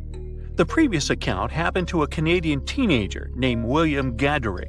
The boy is known as a science genius and had even won an award for the constellation theory we presented just now. When he noticed that a 3rd city was missing from the 23rd constellation he was examining, he began to scour the internet for satellite pictures that could help him solve this mystery.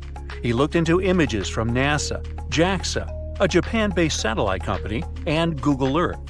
These images were still insufficient to answer his questions, so he reached out to a friend inside the Canadian Space Agency. His friend provided him with state-of-the-art satellite imagery that gave him the answer he was looking for. According to the images, there is a large square area right on the border of Mexico and Belize, which looks like the remains of a city. William took the images to a remote sensing expert known as Dr. Armand Larocque from the University of New Brunswick. They studied the images thoroughly and concluded that the area could be housing 30 buildings and even a large pyramid. The scientific and archaeological community went crazy with the 15-year-old's discovery. Could this really be true? Some background. Lost Mayan cities began to be unearthed in the mid-20th century. Since then, ruins from cities such as Tikal, Palenque, and Uxmal have been rediscovered. The Mayans were one of the biggest pre-Columbian civilizations living in the Americas. They began to settle in the area as early as 1500 BCE.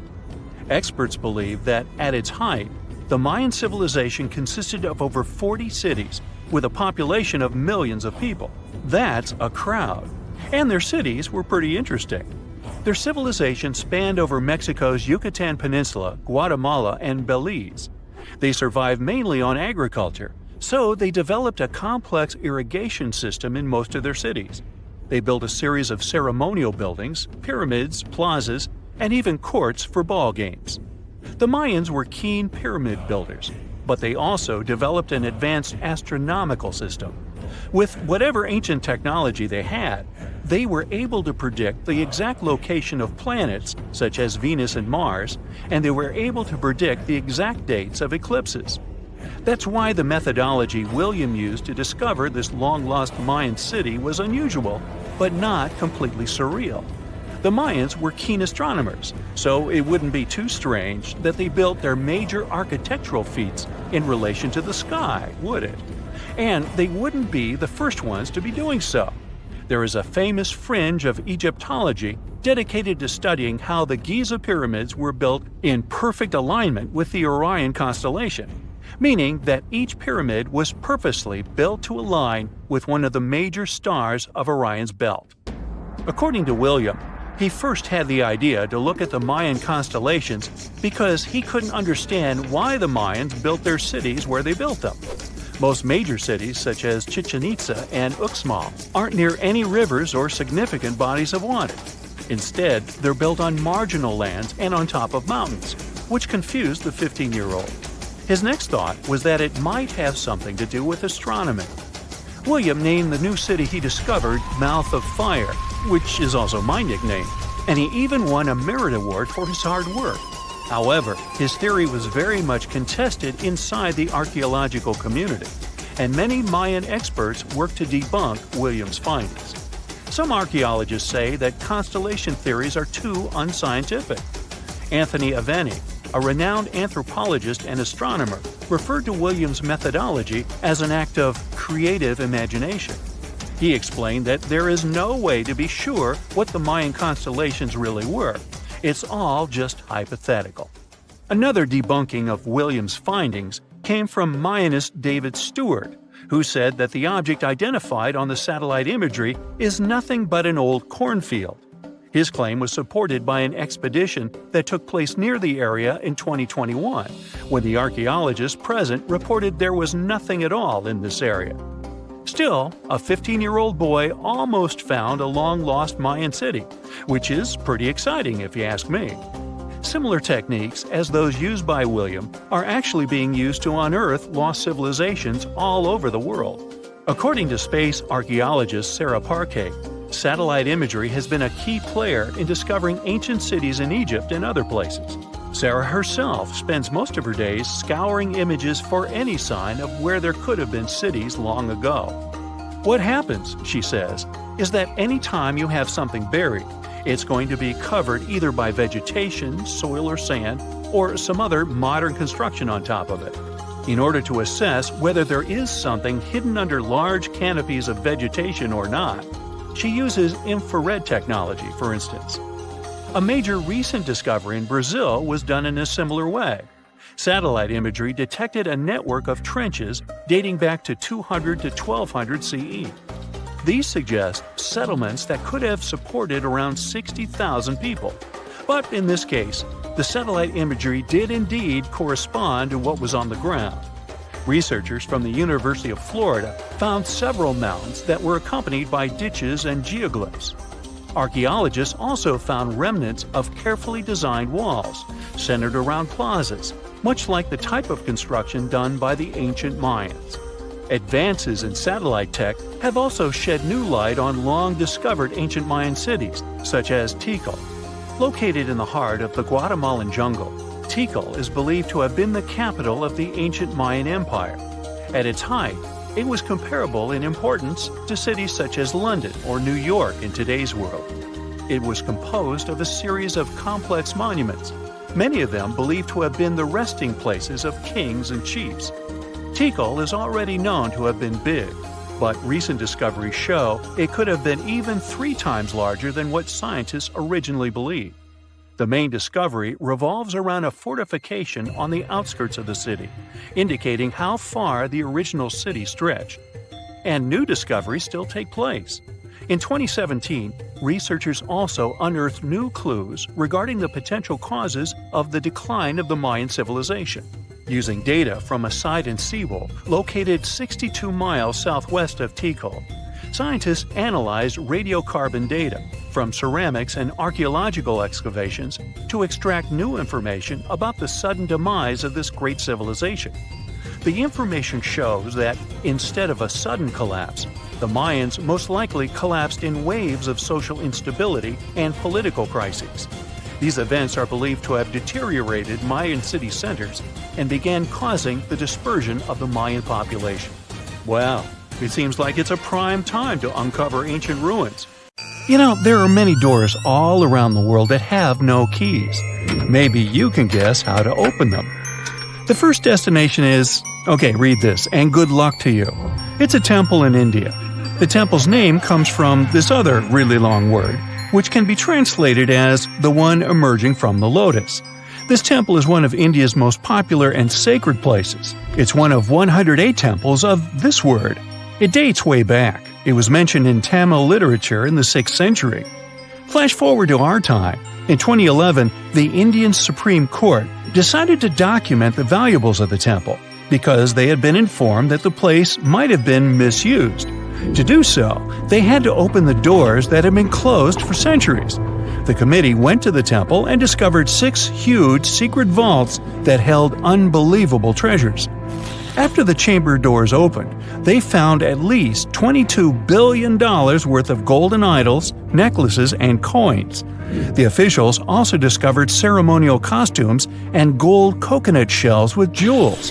Plus, they saw large diamonds. Not our understanding of large, though. Some of these precious stones were as large as 110 carats. To put it in perspective, a small solid gold statue from the collection could be worth around $30 million. After this fairy tale-ish treasure had been discovered, the temple got equipped with metal detectors, cameras, and other safety precautions before the first visitors started to arrive. Now, there are a lot of security guards at the temple. But are they protecting the treasure, or is there something more mysterious hiding behind its doors? The temple has 6 chambers, and the valuables are kept there. These rooms are named Chambers A through F. The expedition committee opened 5 of these vaults with significant effort. But the most bizarre thing is that, despite all the efforts involving existing tech, the mysterious Chamber B still wouldn't open. On the side of the door, 2 carved cobras are welcoming you. The door works as a gate. You can easily see it with the unaided eye, just like the doors leading to other chambers. Surprise! Experts discovered 2 more doors behind the first one. The second door is wooden, and the last one is made of iron. Strangely, the last door was sealed. It also doesn't have any means of entry, no bolts, handles, latches, or anything else. To this day, no one knows what's inside Chamber B. Believers say that opening the door against its will can release into the world unnameable things. Others say that Chamber B may hide a tunnel. It might not be related to the reasons above, but the High Court of India warned against opening the doors of Chamber B. Now, in 2010, David Crespi, a French engineer, visited Machu Picchu. He discovered a strange door in one of the main buildings. The door was in a narrow path neither tourists nor archaeologists used very often. David believed that the place was an entrance the Incas had sealed for some reason. He contacted archaeologists and authorities right away. They promised him to start investigating the area in the near future and let him know about his potential discovery. Well, months passed, but he didn't get any news. No response to his emails and calls. In 2011, he found an article by Terry Jameen about Peru. David reached out to him in no time. He described his finding to Jameen. After that, Jameen and other archaeologists went to Machu Picchu to investigate the secret door. They concluded that this door was indeed an entrance sealed by the Incas. The researchers confirmed the existence of 2 entrances found behind the famous door. They also got the 3D representation of a staircase leading to the main room and another chamber. The analysis also revealed several cavities, among which there was a vast quadrangular room. Plus, georadars detected some metals. Those might be golden and silver objects. Jameen and his team thought this place was a chamber of pre-Hispanic times. They believed the door had been sealed by the Incas to hide something important. Maybe an enormous treasure, or something no less precious. Jameen also claimed that finding this chamber could lead to the discovery of a mausoleum. Jermaine submitted an official request to the Peruvian authorities for permission to open the chambers. Yet, neither his application nor requests of other archaeologists have been approved so far. Authorities claim that opening this door could cause damage on the other sides of the archaeological site. Yet, the use of an endoscopic camera has confirmed the hypothesis that the stone blocks at the entrance are only there to close the passage. They are not there to support the internal structures of the building. The third mystery is in Giza, Egypt. Explorers uncovered two secret doors inside the Great Pyramid. There are two tunnels, each around 8 inches wide, that go from the north and south walls of the Queen's Chamber. But the tunnels are closed by stone blocks before they reach the outside of the pyramid. So, where are they leading to? No one really knows the true purpose of these tunnels. Some archaeologists think these doors might be hiding a yet undiscovered chamber. Egyptologist Zahi Hawass explained how these doors were first found. A robot designed for this expedition was sent inside the shafts of the Queen's Chamber to find out what was there. The research team attached a camera to the robot. The footage revealed that behind the stone door, there was another sealed door. The archaeologists were thrilled to see this door instead of just a dead end. The structure of the stone door blocks the other doors perfectly. Experts think it's an incredible bit of engineering. Now, it's not possible to reach the door because it's behind a huge stone block, but archaeologists are trying to find a way to get there without damaging other parts of the structure. These new discoveries have only raised more questions instead of answering the already existing ones. Secrets are still waiting to be revealed. Our final stop is the Taj Mahal, a monument to love. Mughal Emperor Shah Jahan made this memorial to honor the memory of his beloved wife, Mumtaz Mahal. The total number of doors in the Taj Mahal is so great, this video would be days long if we started talking about all the sealed rooms. Experts think that if someone opened these doors after they've been closed for so long, it released carbon monoxide. And when this gas meets the marble, it forms calcium carbonate. That's why this could lead to the appearance of cracks in the minarets of the Taj Mahal. Also, a legend says that if these doors get open, a dreadful curse will be unleashed from the mausoleum's underground chambers. And here's a bonus from Canada: the door of room 873. This is a room at the Fairmont Banff Springs Hotel, which opened in 1888. The story goes like this. Decades ago, someone committed a crime in this room. After the investigation, the hotel administration refurbished the room and rented it out to other travelers. But rumor has it, other guests who stayed in the room later also faced unpleasant situations. They reported hearing strange noises. The TV in the room kept flickering. It's guessed that the door of room 873 was sealed with bricks. Curious guests who heard these mysterious stories wander along the corridor where the room used to be and knock on the walls to contact potential ghosts. Well, which of these secret doors would you like to open? So in the early 2000s, a geology major went on a field trip to the world's largest open-pit coal mine in Colombia.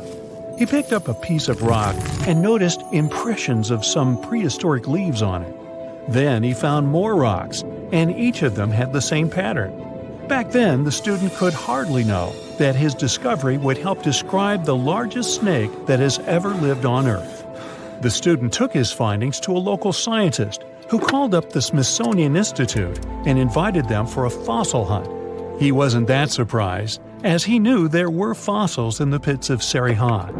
Back in 1990, another geologist found a fossil there and brought it to his office. He wasn't sure of what it was and called it a petrified branch. Years later, a paleontologist saw an image of this branch. He knew it wasn't a branch at all, but a fossilized jawbone of an animal. The scientist got so excited about the find that he flew all the way to Colombia. He wanted to examine the fossil, but no one had the key to its glass display case.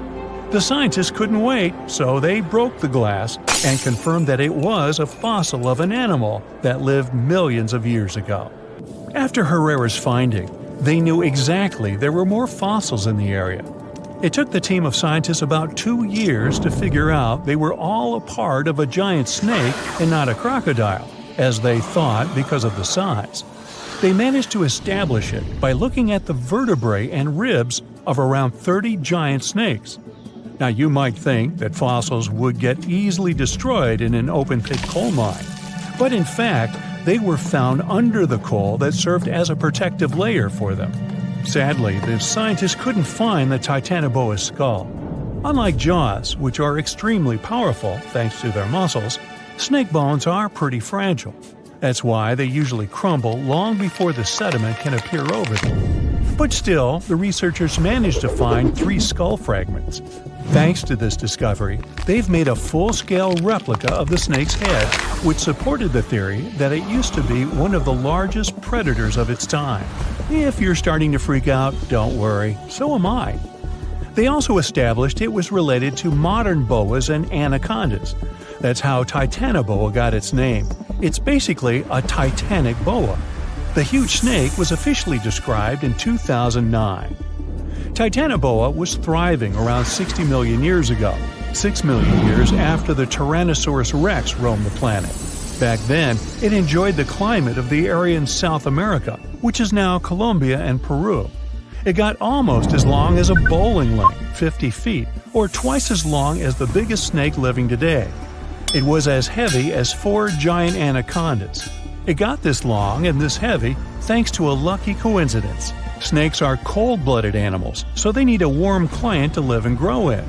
Northeastern Colombia was perfect. It was about 90 degrees Fahrenheit when Titanoboa was alive.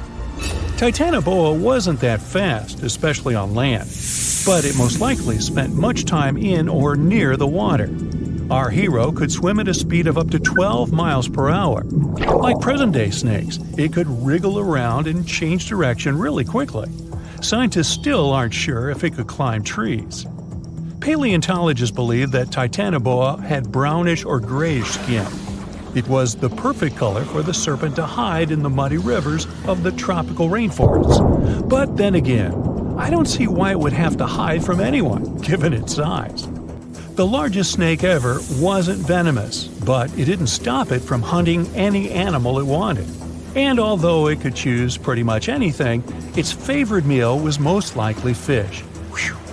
Scientists decided so based on the snake's palate and the number and type of its teeth. You can't recreate the giant's diet today, as all of those fish types are also extinct. When it wanted to spice up its menu, Titanoboa dined on other reptiles. It sneaked up on its prey and got them down with one quick strike. Its bite had a very special design. The structure of its jaws let Titanoboa clamp down on the body of its prey, so there was no escape. Titanoboa also had a mean set of thin and pointed teeth. They bent inwards in the snake's jaw like fishing hooks. This little feature helped Titanoboa get a grip on its prey and prevent the slightest chance of its running or swimming away. It could most likely easily swallow even large turtles and crocodiles.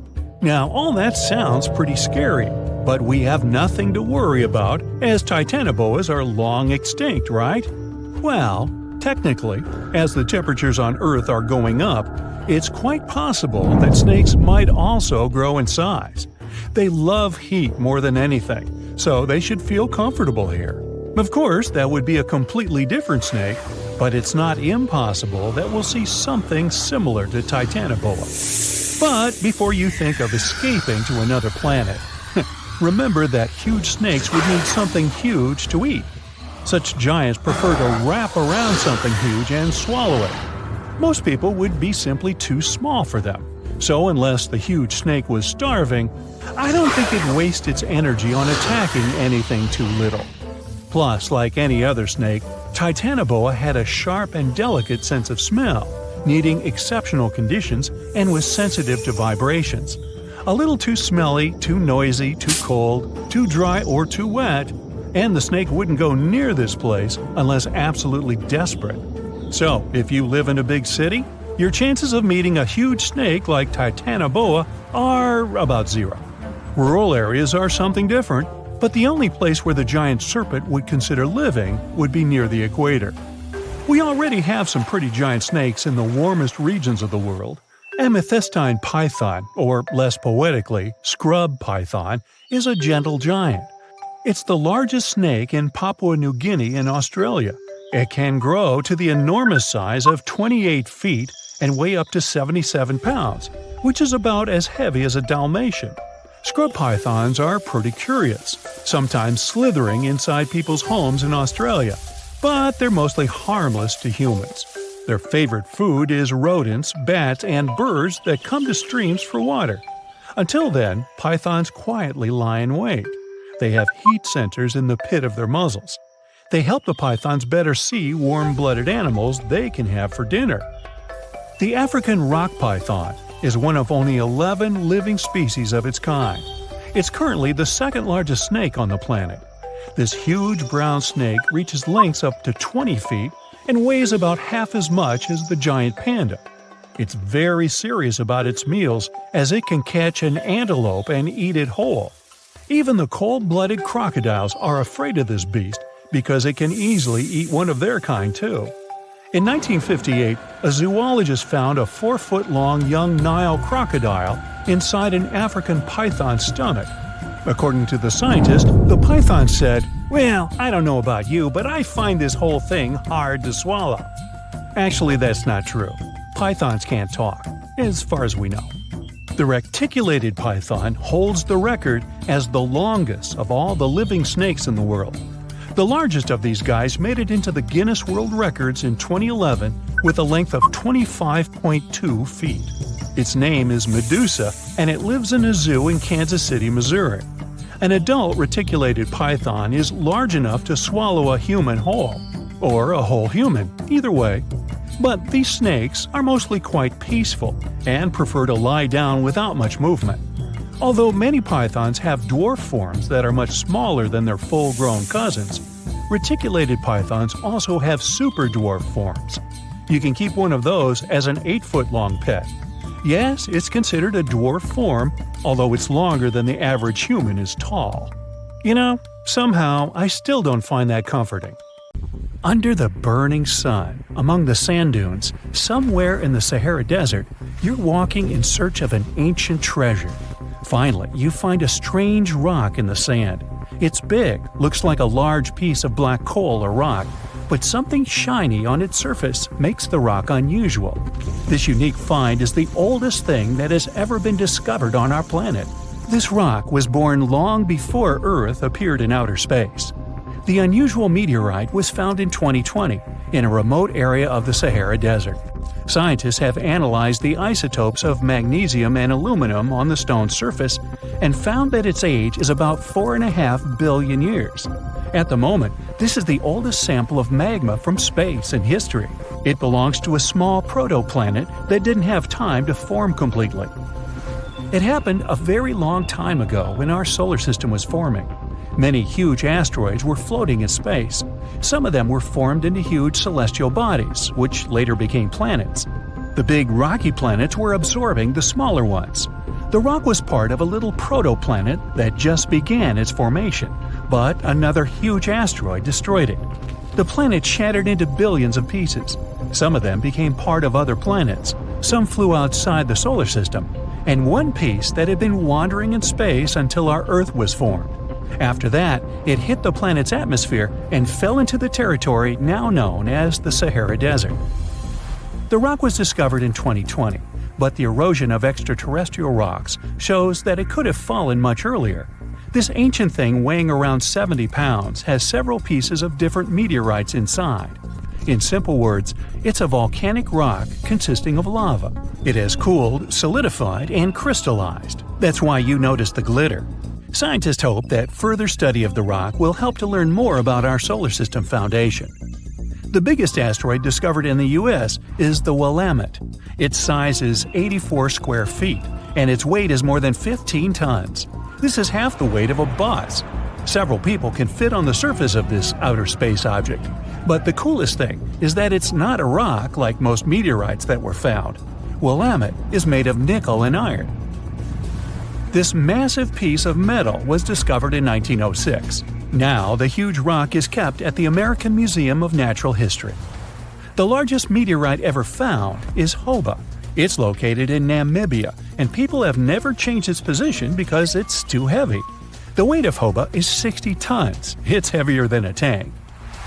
The next space-related event occurred on February 28 in southwest England. On this day, a huge flash lit up the sky. Then there was a loud crash. Several residents opened the doors of their houses and noticed a black sooty spot on the lawn. They immediately guessed what had happened and reported the discovery to the British Meteorite Observation Network. If you ever find a meteorite, report it to some geological research or space center as soon as possible. The longer a space rock lies on the ground, the faster it loses its value. Rain, dust, snow, wind, scorching sun, all these factors damage the surface of the meteorite. It makes it difficult to study the celestial object. The meteorite found in England looks like coal, but it's way softer and more fragile. It most likely used to contain frozen water. The rock is part of a huge asteroid that plowed through outer space when our solar system hadn't fully formed yet. They found a unique combination of minerals inside the rock. It can help scientists learn more about the origins of the solar system and life on Earth. Now we're heading to Germany, to the small town of Nördlingen. A huge ancient meteorite's hidden here. It's very difficult to notice it unless you know the secret of this town. You're walking along the cozy little streets and looking at the buildings with beautiful architecture. You spend the whole day there and don't find anything that reminds you of a meteorite. To solve the mystery, you need to get out of town. So you climb a high hill and see that the city is located inside a pit. For a long time, locals were sure the house was located in the crater of an extinct volcano. If you look at the houses from a certain angle, you may notice an unusual shining coming from them. In the middle of the 20th century, a group of geologists came here and immediately declared that the crater doesn't look like a volcanic one. The town was built on a huge crater left by a meteorite. The huge celestial body fell here about 15 million years ago. It was so hot that the carbon bubbles inside instantly turned into small diamonds. When people were building this city, they didn't know they were using expensive stones, since the diamonds were hardly visible. The locals never attached importance to the fact that the city walls shine unusually in the sun. Now they believe this place was built from diamonds that had fallen from the sky. Our next stop is in the UK again. This time the rocks are of an earthly origin. The famous Stonehenge. People place circles of rocks here in a certain order. Everyone knows about this archaeological monument, but no one knows the reason for its creation for certain. Another construction built out of mysterious rocks was discovered just 2 miles away. It's called Superhenge. It's bigger, heavier, and takes up more space. Each plate here is 15 feet, which is about the height of 2 floors. Once, the stone stood vertically and formed a huge semicircle. But someone pushed the stones over about 4,500 years ago. It was a college prank. No, not really. That's why they couldn't be detected for a long time. Scientists still can't solve the mystery of Superhenge, but they believe the standing vertical stones were part of some huge monument. Some other amazing rocks are located in the south of Costa Rica. There are big ones, the size of a human, and there are smaller ones, the size of bowling balls. And they all have a perfectly round shape. These giant rocky spheres were created by people. It must have taken years of polishing using stone tools to get the perfect round shape. These balls are incredibly heavy, but can easily roll like a basketball. All the rocks are of a different age. Some of them were created about 2,500 years ago. Most of them are made of molten volcanic magma.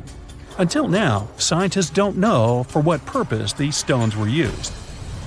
They were found in different parts of Costa Rica, near big cities. It's possible that ancient civilizations installed them specifically to show the greatness of local kings. Also, many experts believe the rocks were used as a tool for studying astronomy. The people who knew their purpose of the rocks had disappeared, and the history of the stones was lost along with them. Let's finish our journey with the coolest archaeological find. You're walking through the desert of Peru and climbing a low hill. You look down and notice the surface of the hill is covered with strange lines. You walk far away and see a huge cat on the hill. Such a drawing is called a geoglyph. Its length is around 120 feet, which is about half the size of a Boeing commercial jet.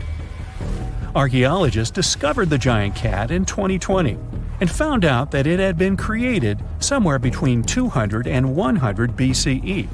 This huge drawing is part of a mysterious group of different pictures. In addition to the cat, there are other animals, plants, and fantastic figures. All of them were found in the desert of Peru. The kitten was found by chance. Archaeologists didn't see it at first because natural erosion on the hillside had almost erased the silhouette. Egyptian archaeologists made an extraordinary discovery near Cairo just recently. Drumroll, please. The most ancient and most complete mummy yet discovered in the country. Yes, they were keeping it under wraps. The 4,300-year-old mummy was found in a group of tombs close to the step pyramid of Djoser, dating back to the Egyptian Old Kingdom. It was covered in layers of gold. The team also found several other tombs, including one belonging to an ancient Egyptian official and another belonging to a secret keeper who had the power to perform special ceremonies. Another interesting tomb was that of a writer, which featured the largest statues ever found in the area. This vast burial site is also home to more than a dozen pyramids and resting grounds. Probably one of the most famous mummies in the world is that of Hatshepsut. She ruled Egypt like a boss for around 20 years, building all sorts of impressive buildings and creating new trade routes. But when archaeologist Howard Carter found her tomb in the Valley of the Kings, her sarcophagus was empty. However, Carter did find 2 coffins in another tomb, one of which belonged to Hatshepsut's wet nurse and the other to an unknown woman. In 2006, a team of specialists decided to investigate whether that mysterious lady was the queen herself. They found a molar tooth in a wooden box with Hatshepsut's name on it, and when they compared it to a gap in the mummy's mouth, it was a perfect match. Ramses II was a pretty impressive ruler, but it was his mummy that eventually made history. Now, we don't hear too much about his daddy. Okay, I'll stop. Ramses is considered to be the most powerful pharaoh in all of Egypt, as he reigned for a whopping 6 decades. He also lived to be over 90 years old. Now that's pretty amazing, considering the time he lived in. Ramses II supposedly had over 100 offspring too. Talk about a big family. When he passed away, his body was originally buried in the Valley of the Kings, but some sneaky guys tried to rob his tomb of all his treasures. Officials back in the day weren't having any of that though, so they moved his body to a secret location to keep it safe. Fast forward to the 1800s, and Ramses II's mummy was discovered along with a bunch of other rulers and important officials. But it wasn't in the best condition. So archaeologists flew it to Paris to get it, pampered. Problem was, he couldn't just be transported into another country. The only solution available was to give Ramses II his own passport. His occupation was listed as king, and the document even featured his photo. Most mummies aren't necessarily known for having the most hydrated skin. But that of an ancient woman, also known as Lady Di, proves otherwise. No, not that Lady Di. This wealthy lady from ancient times was discovered in an ornate tomb in 1971, and she looked fabulous, if we can say so about a mummy. Thanks to the special conditions in her tomb, like the moisture in the environment and the lack of oxygen, her body was almost perfectly preserved. Her skin was soft, her hair was on point, and she was still flexible. The museum that now proudly displays her mummy also shows a ton of fancy items that were buried with her, like dinnerware and musical instruments. Archaeologists investigated the mummy further and discovered that she passed away from a heart attack at around 50 years old. Even though it hasn't been around for over 2,000 years, Lady Di is still making history. The mummy of Otzi the Iceman was discovered in the Alps in 1991. Austrian authorities initially thought he was a modern mountaineer because he was so well preserved. Turns out, he was actually from the Copper Age. He was found in a mountain pass over 10,000 feet above sea level. Through studying his mummy, we've learned so much about life in Copper Age Europe. For example, we know that he was a native of Central Europe and enjoyed eating meat. He also suffered from arthritis, narrowing arteries, and intestinal problems. but he likely used acupuncture and medicinal herbs to treat these conditions. And apparently, he was pretty handy with tools. He sharpened them just days before his untimely demise. Who knows if he was expecting trouble or just getting ready for some routine work. Now, King Tut and his story is most likely the one that made all mummies famous. This pharaoh passed away at the young age of 19, more than 3,000 years ago, but his mummy is still one of the most well-known in the world. When his tomb was opened in 1922, people went wild because it was still intact, unlike many other royal tombs. It had some seriously blinged-out coffins, including one made of solid gold. Not only did Tut's tomb give us a glimpse into ancient Egyptian history, but his mummy also taught us a lot about the time he lived in. DNA analysis helped identify his parents and revealed that the pharaoh had a rare bone disorder that might have made walking a bit tough. Now, Ginger is most likely one of the coolest mummies you'll ever hear about. He's like a time traveler from 5,000 years ago who's still looking fly with his golden hair and perfectly preserved nails. Ginger was discovered in Egypt and is believed to be the earliest known mummified body. Before people even knew about mummification, they used to place bodies in shallow graves in the hot, dry sand. And since the sand absorbed all the water, bacteria couldn't reproduce and the body was preserved naturally. Now, scientists are not sure if Ginger's preservation was intentional or not, but since he was buried with some pottery vessels, it's likely that whoever buried him knew some serious preservation techniques. If you want to meet Ginger in person, he's currently chilling at the British Museum. One Dutch art collector bought a statue from Asia and ended up finding a weird discovery. The statue contained a mummy hidden inside. Unfortunately, the body was too fragile to move, so they had to leave it there. The coolest part is that this mummy is over 1,000 years old and was on display for 200 years before being encased in the statue. When scientists did a CT scan, they found out that the mummy was filled with paper scraps covered in writings.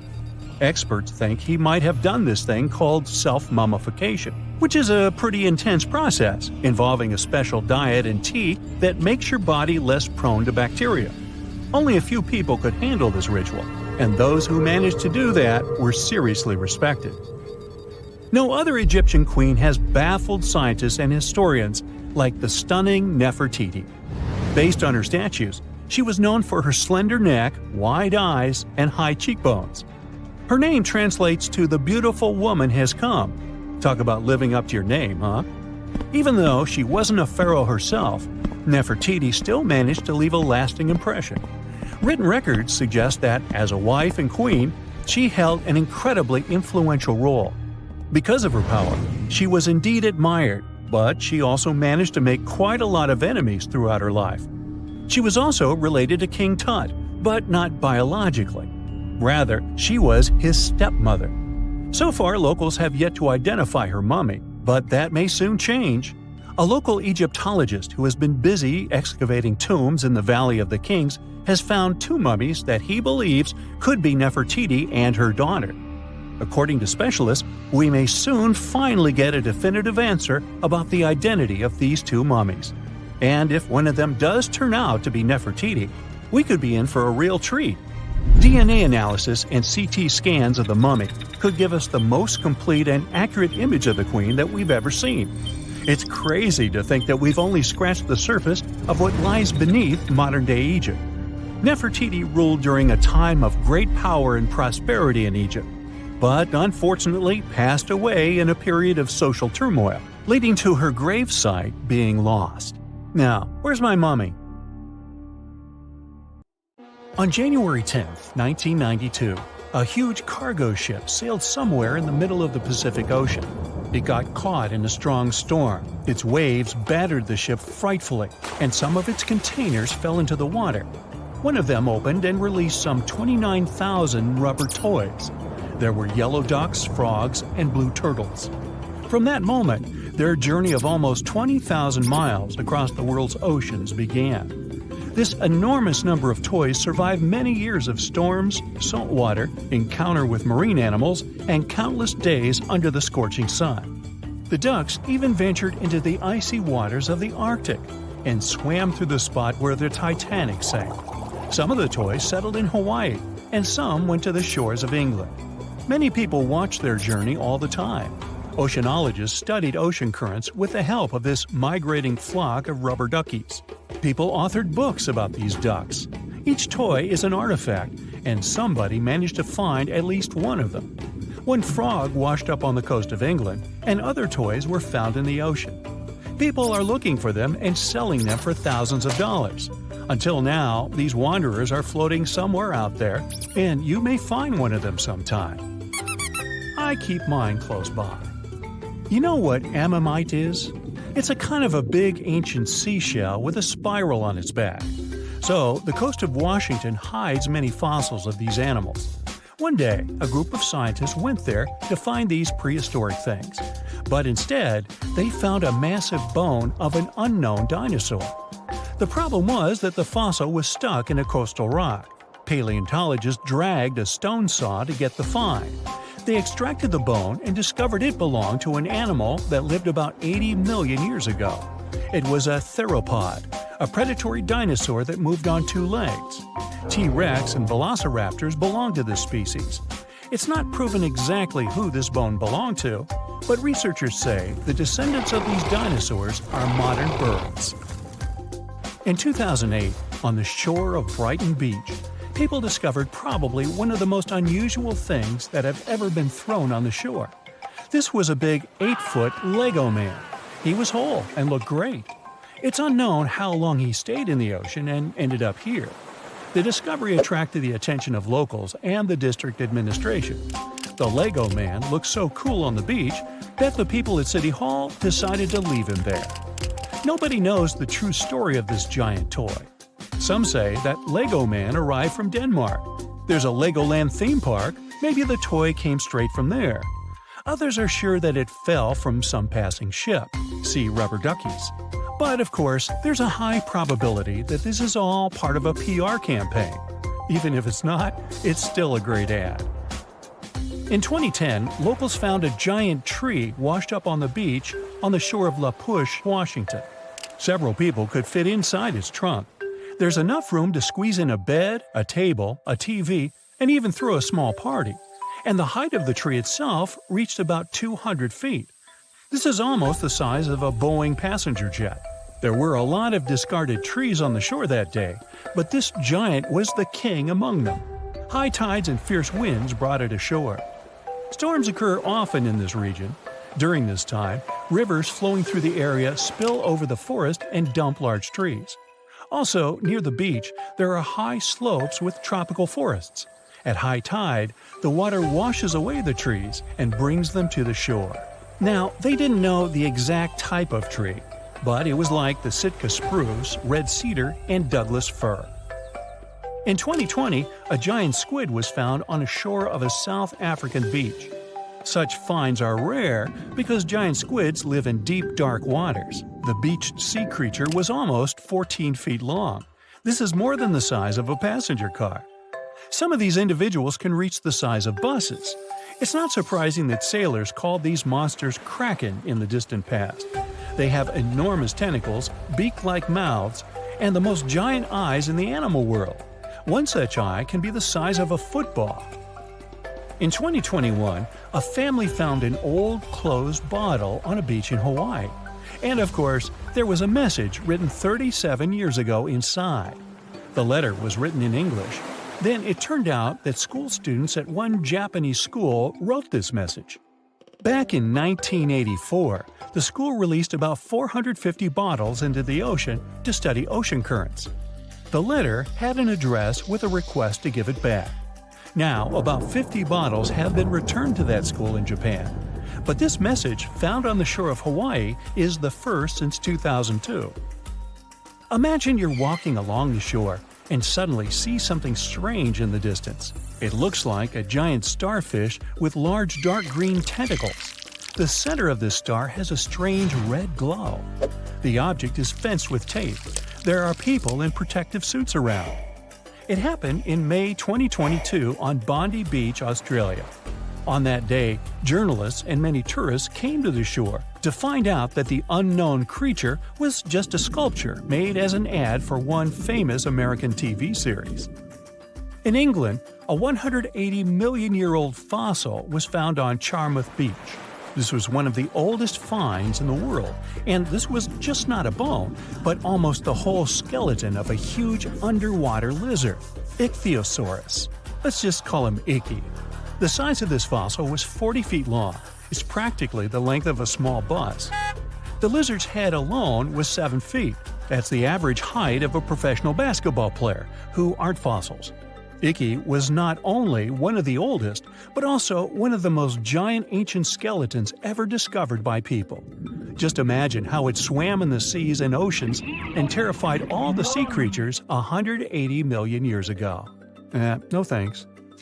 On February 16, 2020, locals found a large cargo ship stuck on a rocky shore off the coast of an Irish village. It was old, rusty, with holes in the body and rotten parts. Kind of like me. The day before, though, it wasn't there. There was nothing valuable or exciting on board, just some old barrels of fuel. People didn't find any records or logs. Who owned the ship? Who was the captain? Where was the whole crew? No one had the answers to these questions.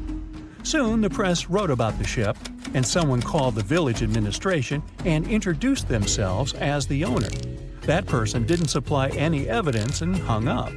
Of course, no one took the ship, but after a while, people began to reveal the story of this mysterious vessel. It's called Alta.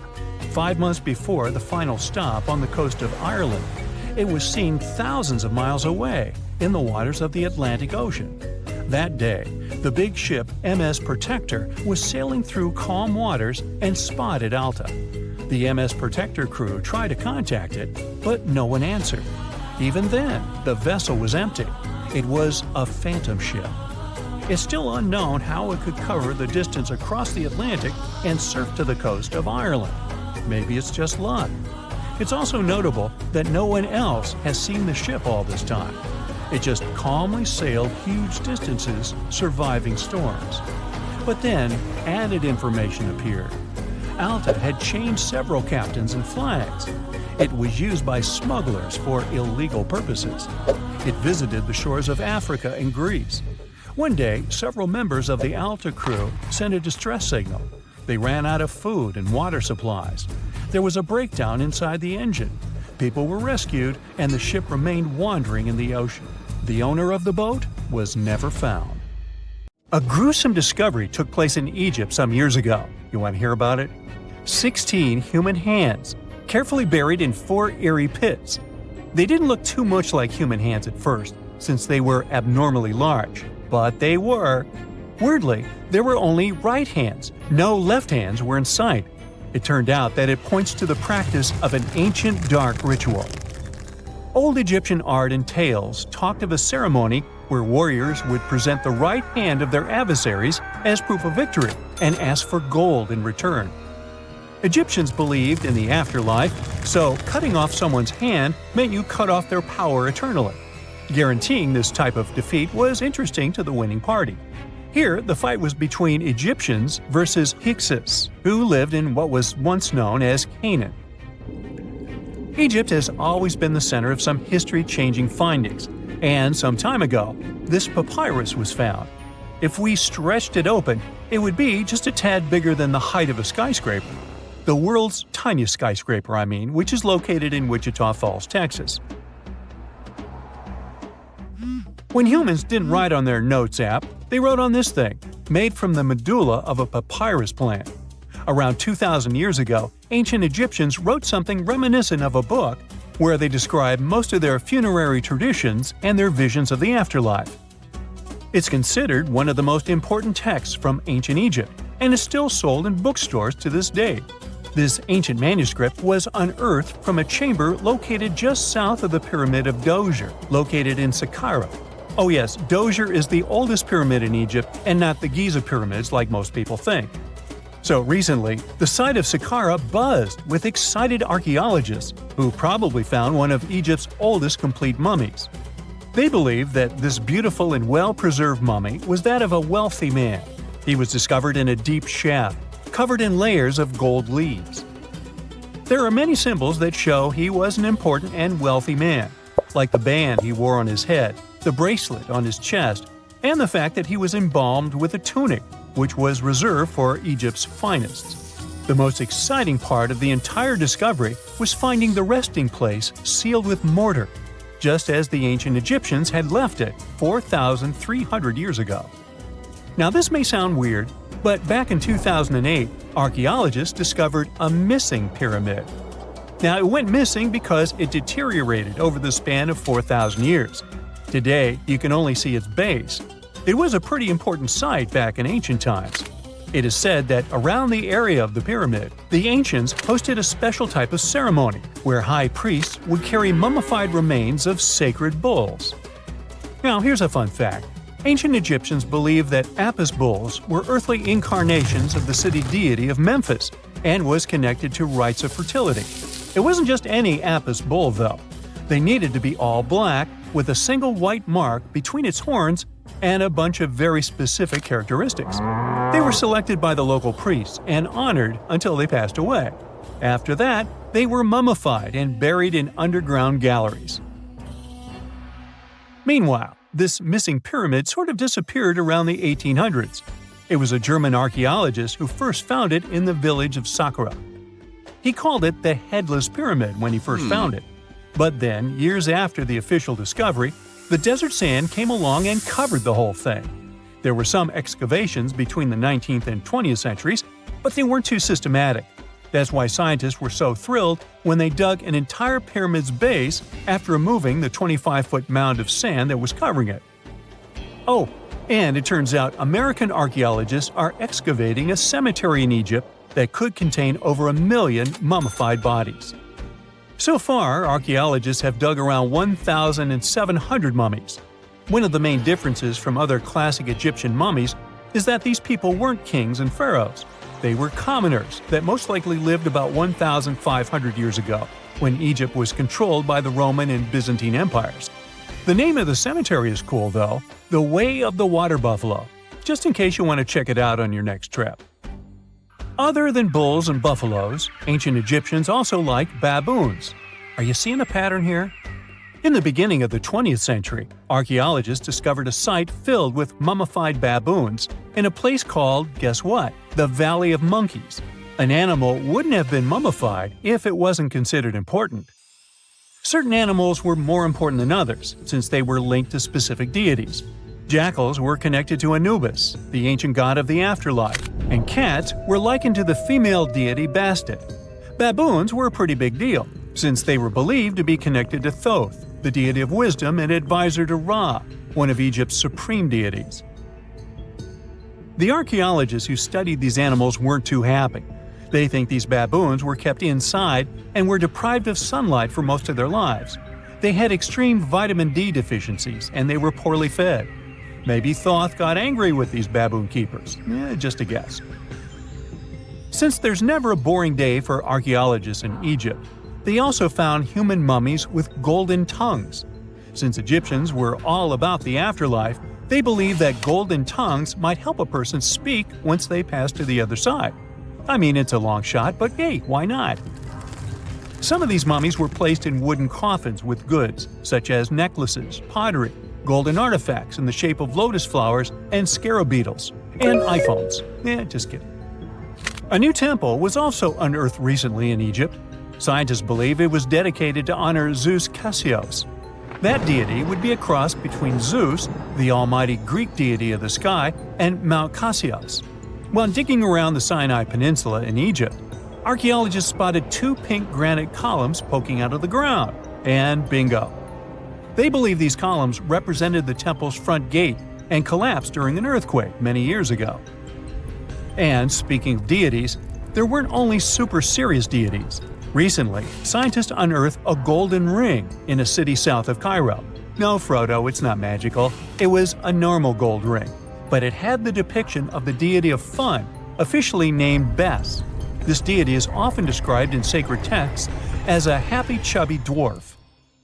Today, many tattoos we get are sorta deprived of any sense and are made of aesthetic purposes only. In ancient Egypt, though, women would get tattoos as a token of protection for childbirth. That's what scientists think, at least.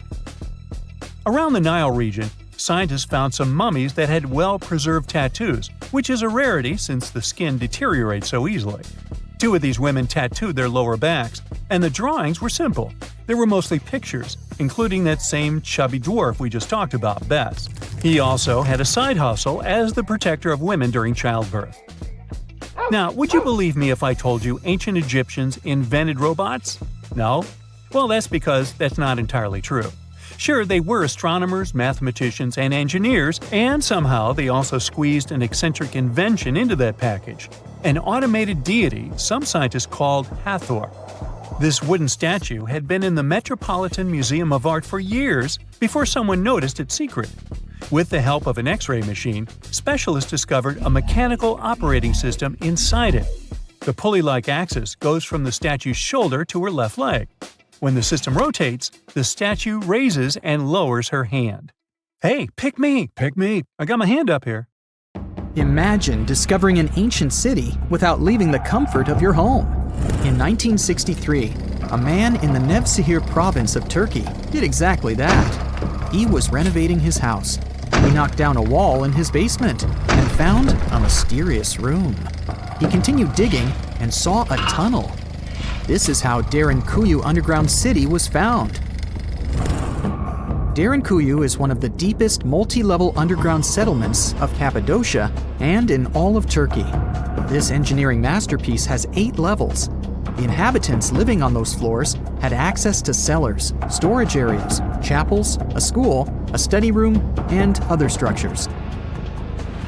All floors are connected by an extensive network of tunnels. It's believed that the underground city was built as a shelter. You can't see the construction from the outside. Its depth is approximately 279 feet.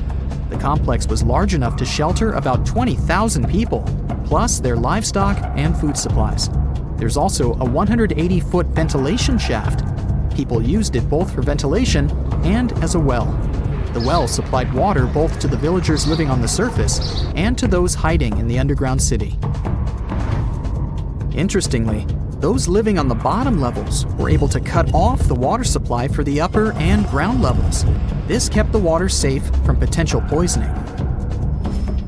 The place was designed for protection.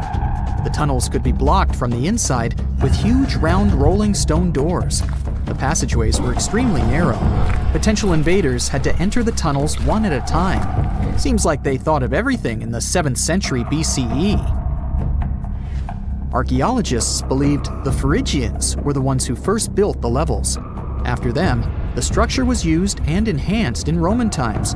This was when the chapels were added. The golden time of Derinkuyu, however, was during the Byzantine era. But how did these people manage to create such tunnels? Well, the rock they carved them into wasn't usual. It was soft volcanic rock. It appeared due to a geological process that began millions of years ago. Volcanic eruptions covered the area in thick ash. It then solidified into this soft rock. When the natural forces of wind and water eroded softer parts, only hard elements remained. Fun fact, fairy chimneys are also made of intricately shaped volcanic soft rock, but they formed naturally without any human intervention. I'm still in Turkey, but this time, my destination is Çanakkale, where a myth came to life. For 3,000 years, people believed that Homer's Iliad was fiction and that Troy never existed. In 1863, everything changed. Expatriate Frank Calvert discovered ancient ruins in western Turkey. He was convinced they belonged to the ancient city of Troy. Heinrich Schliemann examined this area in 1868. That's when Troy saw sunlight again after all those centuries. Troy has complex layers. Over the years, 9 ancient cities were built on top of one another. Historians say that the area was strategically located between Europe and Asia, so it became a prosperous trade and cultural center. This strategic position made Troy attractive throughout history. After the Trojan conflict, the city was abandoned between the years 1100 to 700 BCE. Then Greek settlers rediscovered the area. and Alexander the Great ruled there. The Romans then invaded the city. Speaking of this event, the first thing you would see when visiting the site is a replica of the wooden Trojan horse from a movie shot in 2004. The next stop is Lothal. In the 1950s, Lothal and several other Harappan sites were discovered in India. These new provinces extended the boundaries of the Indus Valley civilization. Lothal was an important part of the Harappan civilization. It had vast cotton and rice fields. Plus, it had a bead-making factory. Beads were made from semi-precious stones, like agate. Many of these beads were later found in Mesopotamia, which serves as evidence that Lothal was a thriving trading port. Archaeologists believe that the city was part of an ancient trade route. Traces of agriculture? Check. Traces of trade? Check. What else? The remains of residential buildings, streets, bathing pavements, and drains. Some real city planning, and impressive examples of early urbanization. The town was well constructed. There were modern houses. Some of them had 6 rooms, bathrooms, a large courtyard, and even a veranda. Lothal also had the world's oldest known dock. It linked the city with the Sabarmati River and the trade route.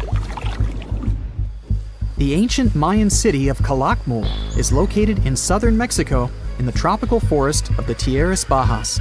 From 500 CE to 800 CE, Calakmul was home to over 50,000 people. There was a central plaza surrounded by outer districts. And if we count both the inhabitants of all those outer areas and those who lived in the center, Calakmul had a population of more than 1.5 million people. It was a city that was habitable for 12 centuries. It's believed that the place had more constructions than any other excavated Maya settlements in the region. After 1000 CE, the Maya civilization there faced a downfall. The settlement that was once the center of Mesoamerica was almost completely abandoned. The ancient city was at the heart of the second largest tropical forest in America. The site is well preserved, so today, if you were to visit it, you would be able to picture what life looked like in ancient Mayan times. The city remains include architectural complexes and sculpted monuments, defensive systems, quarries, water management features, agricultural terraces, massive temple pyramids, and palaces, not to mention a variety of body ornaments and other accompanying objects. It proves that complex state-organized societies lived in this tropical forest. The Mayans depicted nature in their paintings, pottery, sculptures, rituals, and even food. I'm moving on to a place people thought didn't really exist. The city of Thonis Heracleion appeared only in a few inscriptions and ancient texts. Turns out, it was waiting to be discovered for thousands of years. Scientists searched the majority of the coast of Egypt. But then, archaeologist Frank Gaudio and his team detected a colossal face looking at them from under the water. The ancient city of Heracleion was discovered completely submerged 4 miles off Alexandria's coast. In the ruins of the lost city, there were 64 ships, 700 anchors, and a treasure trove of gold coins. Archaeologists consider a 16-foot tall statue and the temple remains the most important findings discovered by the expedition. Back then, the city had ceremonies and celebrations that took place in the Temple of Amun. The ruins and artifacts were made from granite and diorite, so they were in good condition even after having been in contact with water for centuries. They give people a glimpse into what life was like 2,300 years ago in one of the most important trade ports of the world. The city had a network of canals. You can think of it as an ancient Egyptian Venice. The canals linked many separate harbors and anchorages. Towers, temples, houses, and other structures were also linked by bridges. Thonis Heracleion was the country's main port for international trade and the collection of taxes. No one really knows how the city ended up submerged, but archaeologists connect it with natural causes. At the end of the 2nd century BCE, most probably after a flood, Heracleion got covered with water. Then, Alexandria, the city founded by Alexander the Great, became more glorious than Heracleion. Before Alexandria's fame, Heraclion was the main port of entry to Egypt. So, after the disaster, many ships heading for Heraclion had to change their route and go to Alexandria. Heraclion lost its glory until its rediscovery in 1933. Mesa Verde is an American national park in Colorado. The park is the largest archaeological preserve in the U.S., with more than 5,000 sites, including 600 cliff dwellings. Mesa Verde means green table in Spanish.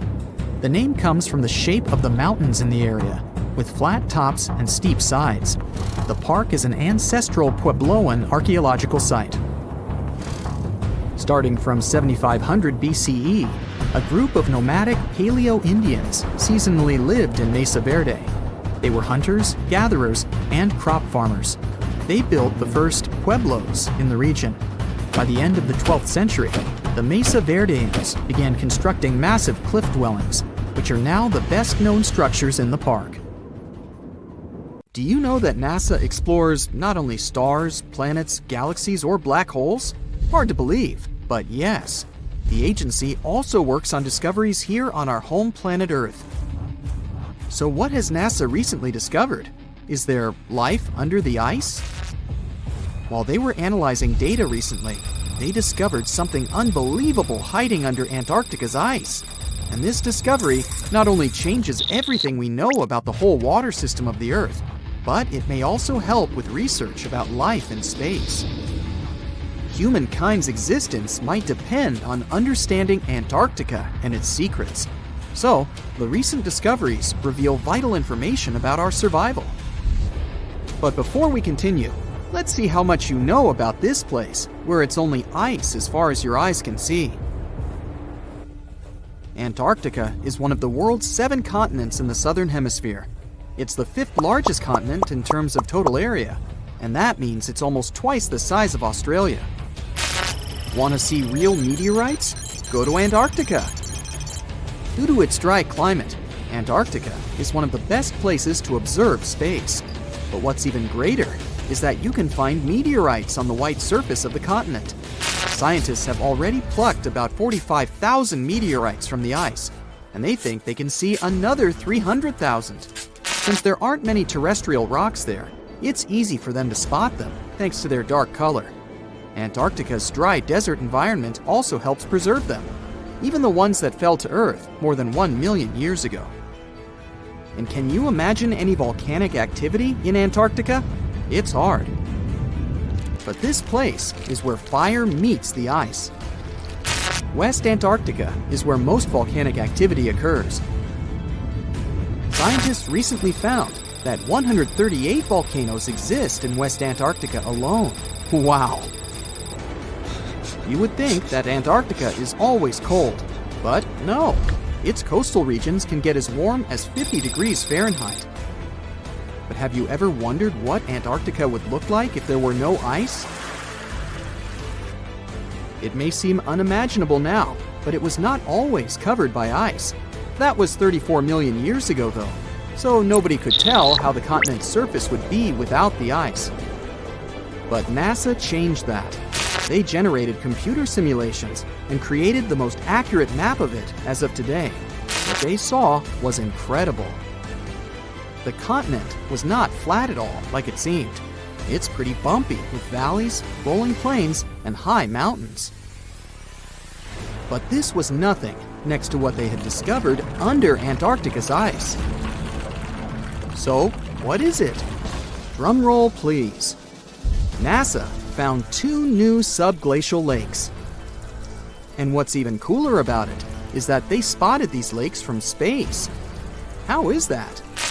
If your answer is high-tech satellites, then you're right. In 2003, NASA launched a satellite called IceSat. It measured ice sheet mass balance and cloud and aerosol heights. The satellite also helped create the ice-free map of Antarctica.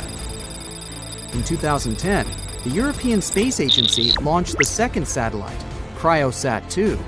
It was for tracking the changes in the thickness of the ice. Then, in 2018, NASA launched the third one, IceSat-2, a follow-on to the IceSat spacecraft. It measured ice sheet elevation and sea ice thickness. It was NASA's most advanced Earth-observing laser instrument. It delivered the highest precision data.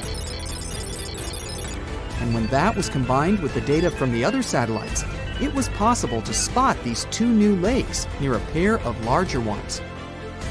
But how is it possible that these lakes exist in the first place?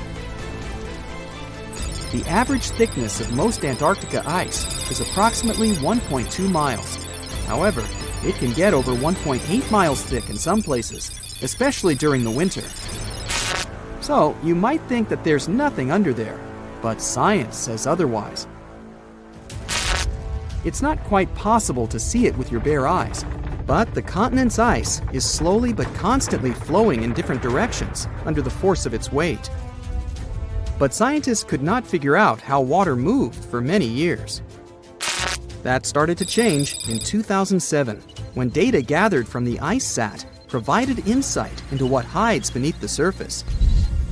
They first discovered an entire network of meltwater lakes connected under Antarctica's fast-flowing ice streams, and there were hundreds of them.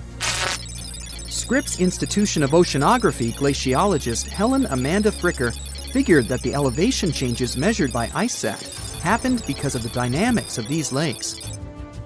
They did not hold meltwater statically. Instead, they were filling and draining continuously over time through a system of waterways. And as they did that, the ice above rose and fell. But where do they drain? The ocean, of course, and it drains a lot.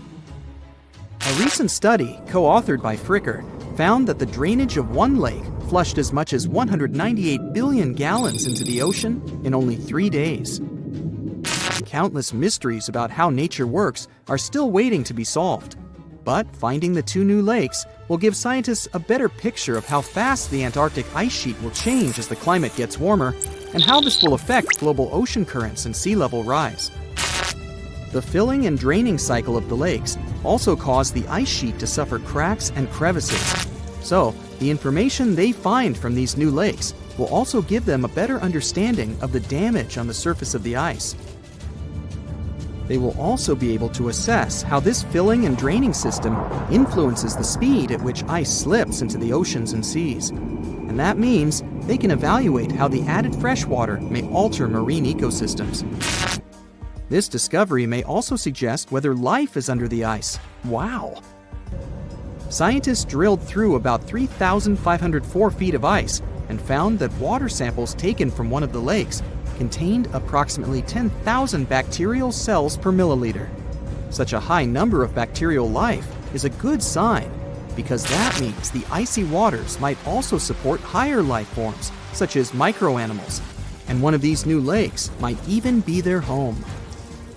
But the most exciting thing is that the new lakes might help them understand whether life on other planets is possible. Scientists believe any life below the frozen surface of the planet Mars might follow the patterns seen in Antarctica's lakes. So, there is a possibility that they might find critical new information on the type of life that may have existed on the red planet. You wouldn't want to be there during the winter, though. The lowest temperature on Earth you can experience is negative 128 degrees Fahrenheit. In 2010, there was an even lower temperature of negative 135 degrees Fahrenheit. And you may feel this cold much worse due to the strong and dry winds. Did you know that the size of the ice surface on Antarctica also changes throughout the year? It's about 1.2 million square miles during the summer, but when it's winter, it grows to 7.3 million square miles. Yet, despite the change, it remains the largest piece of ice on Earth. Sorry, Arctic, you lose. Do you know these cute little penguins? Consider these animals the locals, because there is no native population in Antarctica. It's a no man's land, because no single country owns it. But do you know who really owns it? 5 different species of penguins, seals, and killer whales. Ha. Despite the continent's harsh conditions, you can visit it as a tourist for fishing and research purposes. Around 5,000 people reside on the continent during summer at research stations. But when winter comes, the number naturally drops down to 1,000. Antarctica's ice blanket makes up 70% of the world's freshwater reserves. Imagine what would happen if it melted. The global sea levels would be raised by almost 200 feet. In February 1961, 3 adventurous rock lovers were searching for geodes near Olancha, California. They took one of their findings home and studied it because it looked pretty unusual. They managed to cut through the matrix and discovered something unexpected inside. Instead of the usual mineral formations, it had a cylindrical object resembling porcelain inside. There was a metal shaft at its center, and around it, a hexagonal sheath made of copper and some unidentified substance.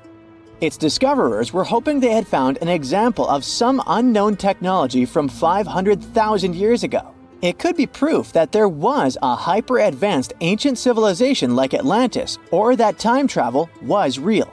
Maybe someone came all the way from the future and accidentally dropped the item. Or maybe some intelligent extraterrestrial beings brought it when visiting Earth. If any of these theories were true, it would mean that scientists have to completely rewrite all human history as we know it. But not everyone shared the excitement, and truth seekers and alternative archaeology circles were trying to solve the mystery of the so-called Koso artifact until the late 90s with theories and debates. Then a group of skeptics took images and x-rays of the discovery and showed them to spark plug collectors. They have identified the artifact as a spark plug with corroded metal components from the 1920s and not ancient technology at all. Almost 20 years later, one of the co-discoverers of the artifact agreed to take it for inspection at the University of Washington. They officially confirmed it was a 1920s-era champion spark plug. And the stone matrix containing the artifact wasn't a geode, but a concretion. Those can form because of natural processes over decades or years, but not millennia. The Koso artifact is a good example of an out-of-place artifact, which is a thing in pseudo-archaeology. It's something found in a place or time where it shouldn't logically be. These artifacts seem too advanced for the time period they're found in. They could also mean human activity existed when humans weren't supposed to be around. The Baghdad Battery is another example of such an artifact.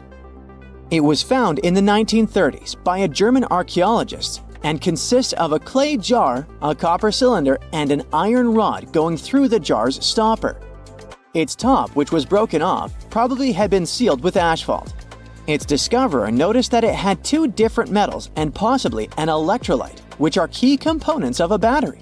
There are no ancient writings to support this theory, but when scientists ran tests and filled it with an ionic solution like vinegar or wine, it showed that it could conduct electricity. If it really was a battery from 2,000 years ago, it might have been used in ancient medical practices, or even embedded in statues to make it look like they were buzzing to impress people. Kionich, who found it, believed it was used for electroplating, a process for coating metals. Even if it was used as a battery, the Baghdad artifact could only produce a small amount of energy, around 1 volt of electricity. So, some people believe it was used as a storage container for sacred scrolls. Back in the 1930s, a couple stumbled upon something strange while walking along Red Creek in London, Texas. It was a piece of wood sticking out of what looked like an ancient rock formation. Around a decade later, their son, who was really curious to find out its secret, decided to crack open the rock and found a surprisingly modern hammer inside. This discovery caught the attention of Carl Baugh, a young Earth creationist who claimed the rock surrounding the hammer dated back to the Cretaceous period. He saw it as evidence against evolutionary theory. After some investigation, scientists proved that the rock was not as ancient as it seemed. Geological processes have just encased the modern hammer over time, so it wasn't evidence of humans coexisting with dinosaurs like the Flintstones, as some hoped. It was just a case of a miner dropping his hammer centuries ago and nature doing its thing. A Chinese archaeologist supposedly stumbled upon some caves that seemed to serve as a burial ground for small beings with big, oval heads. Alongside these remains, there was rock art depicting figures with round helmets, the sun, the moon, the earth, and stars connected by groups of pea-sized dots. They also found over 700 mysterious stone discs etched with spiral grooves. Things got even weirder when these discs were sent to a Chinese professor who claimed the grooves were actually written characters. According to his translation, the discs told the tale of Dropa visitors from another planet who had crashed their spaceship on Earth about 12,000 years ago and had tried to live among us until they were hunted down by locals. But there's no concrete evidence that any of this actually happened.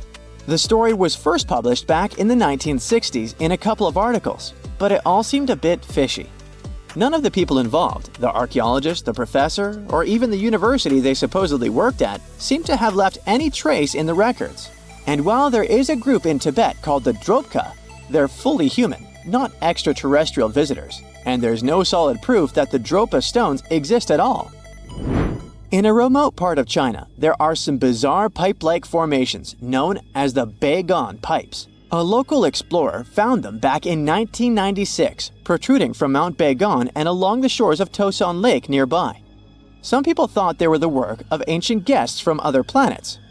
When samples of the pipe material were tested, they contained mostly common minerals, but there was a mysterious 8% of unknown stuff. Special testing revealed that these pipes had been there before humans. Chinese geologists later visited the site and suggested that these pipes were formed naturally over time. It could be sediment piling up in the fissures in the earth, or even fossilized tree roots from the area's lush past, but it's not certain. There's a mysterious terracotta head in Mexico with a hard-to-pronounce name, discovered back in the 1930s during a burial excavation. This head looked a lot like fancy Roman statues, so it wasn't clear what it was doing in Mexico. For some reason, the discoverer kept it secret for several decades. The head was found in a pyramid with 3 floors about 40 miles from Mexico City, alongside gold, copper, and pottery. Some argue that if this head really is many centuries old, it could mean the Romans or some other civilization had made it to Mesoamerica before Columbus did. There are also drift voyage theories mentioning a shipwreck after which some artifacts and survivors made it ashore. Some suggest that this figurine head was a little souvenir brought over by the Vikings. But there's no solid archaeological proof of the Vikings meeting the folks in Mesoamerica.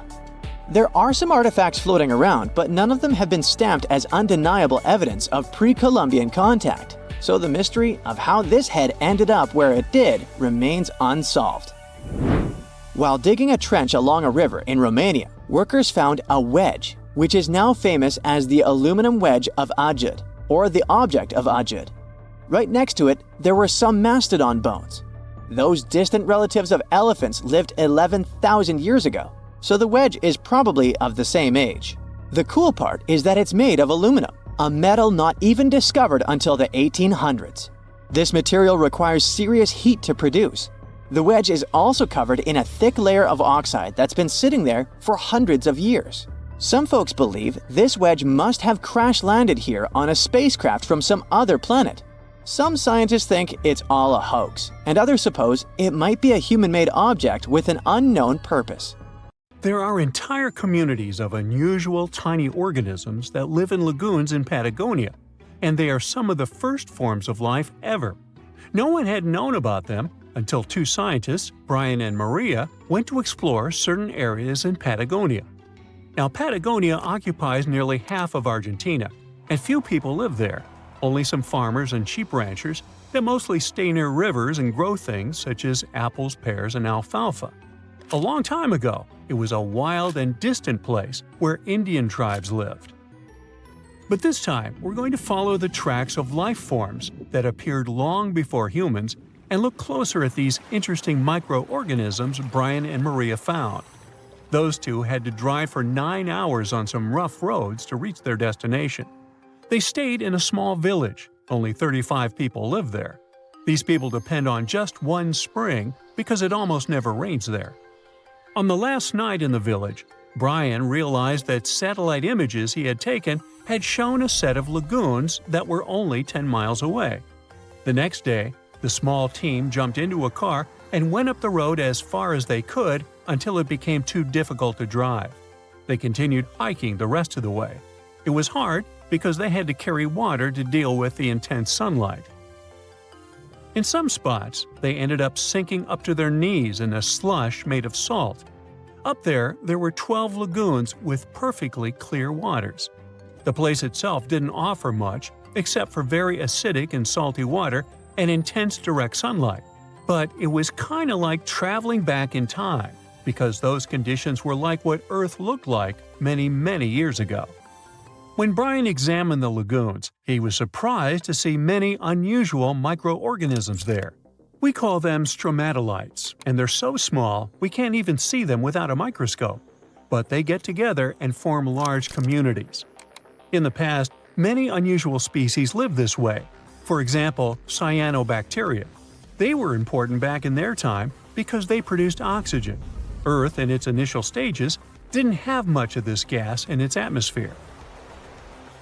The first stromatolites might have been formed by diverse types of bacteria that didn't necessarily produce any oxygen, but were just living their peaceful life there. They formed layers, piling on top of one another, so that at least some of them could get a bit of sunlight. They used sand and sticky liquids to stay close together. Brian was also incredibly surprised because those were the biggest living stromatolites he had ever seen. Living stromatolites usually grow to be over 3.3 feet high, but the newly found ones were 15 feet wide and a few feet tall, which is giant compared to those living in other places. And fossilized ones were even larger.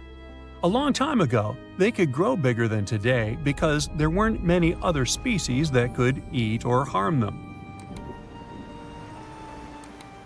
Also, there are many other organisms today that can grow faster and more massive than them and take up their space. That's why stromatolites can only survive in rare places where hardly anything else can live, like in these very salty lagoons located high above sea level in Punta de Atacama. The stromatolites found there are the most famous ones because they might be some of the best examples of the earliest life on our planet. But they're not actually the first form of life on Earth. The oldest of their fossils are 3.5 billion years old, while some other evidence we have tells us that life on our planet appeared around 4.1 billion years ago. Maybe some stromatolites lived back then as well. But Earth has changed a lot since then, and the places where they might have lived haven't survived. Now, all this may not seem like a lot at first glance, because no one has found an exotic and weird beast our world has never seen. But these are notable examples of what searching for life somewhere else in the universe might look like. Scientists who are interested in studying Mars often come to this place, since it might be similar to what the red planet looked like an exceptionally long time ago. If there were fossils hidden in the ancient rocks on Mars, they might look like these stromatolites. Another faraway land has revealed some of its secrets. It's Antarctica, with an ancient lost world found under its ice. Antarctica hasn't always been this frosty, isolated land of snow and ice sheets.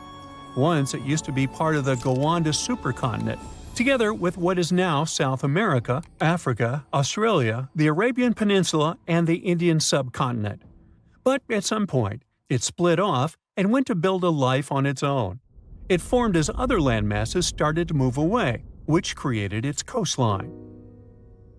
But Antarctica was different in many other ways back then too.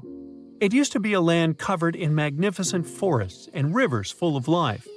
Scientists use radar and satellites to explore a mysterious world hidden under the ice there. This ancient land, which is close to the Indian Ocean, is as big as the U.S. state of Maryland or Belgium. It's more than 14 million years old. Some studies say that this area formed over 34 million years ago, which was way before Antarctica got into its deep freeze. At first, temperatures there were higher, possibly like the weather in Patagonia or the cold, temperate rainforests of Tasmania, New Zealand, or maybe even more tropical than that. But as the climate became cooler, small glaciers started forming on hills close to the rivers. Valleys sunk deeper because of all that ice covering them. And then, temperatures dropped even lower, and a giant layer of ice covered the entire continent, hiding those old glaciers. Rivers shaped this lost world a long time ago, way before it ended up covered in ice that's almost 2 miles thick in some spots. Scientific studies of this area showed that those landscapes had been full of highlands and mountains. The ice that formed over Antarctica made the whole area very cold, so the landscape couldn't erode anymore. This means everything has remained basically the same and untouched under the ice for millions and millions of years.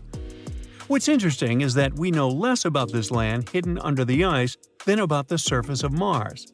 One way to explore it would be to drill through these ice sheets to check for samples of sediments below. They could tell us more about the ancient flora and fauna frozen underneath. It's not a new method. A similar method was used to collect 2-million-year-old samples in Greenland.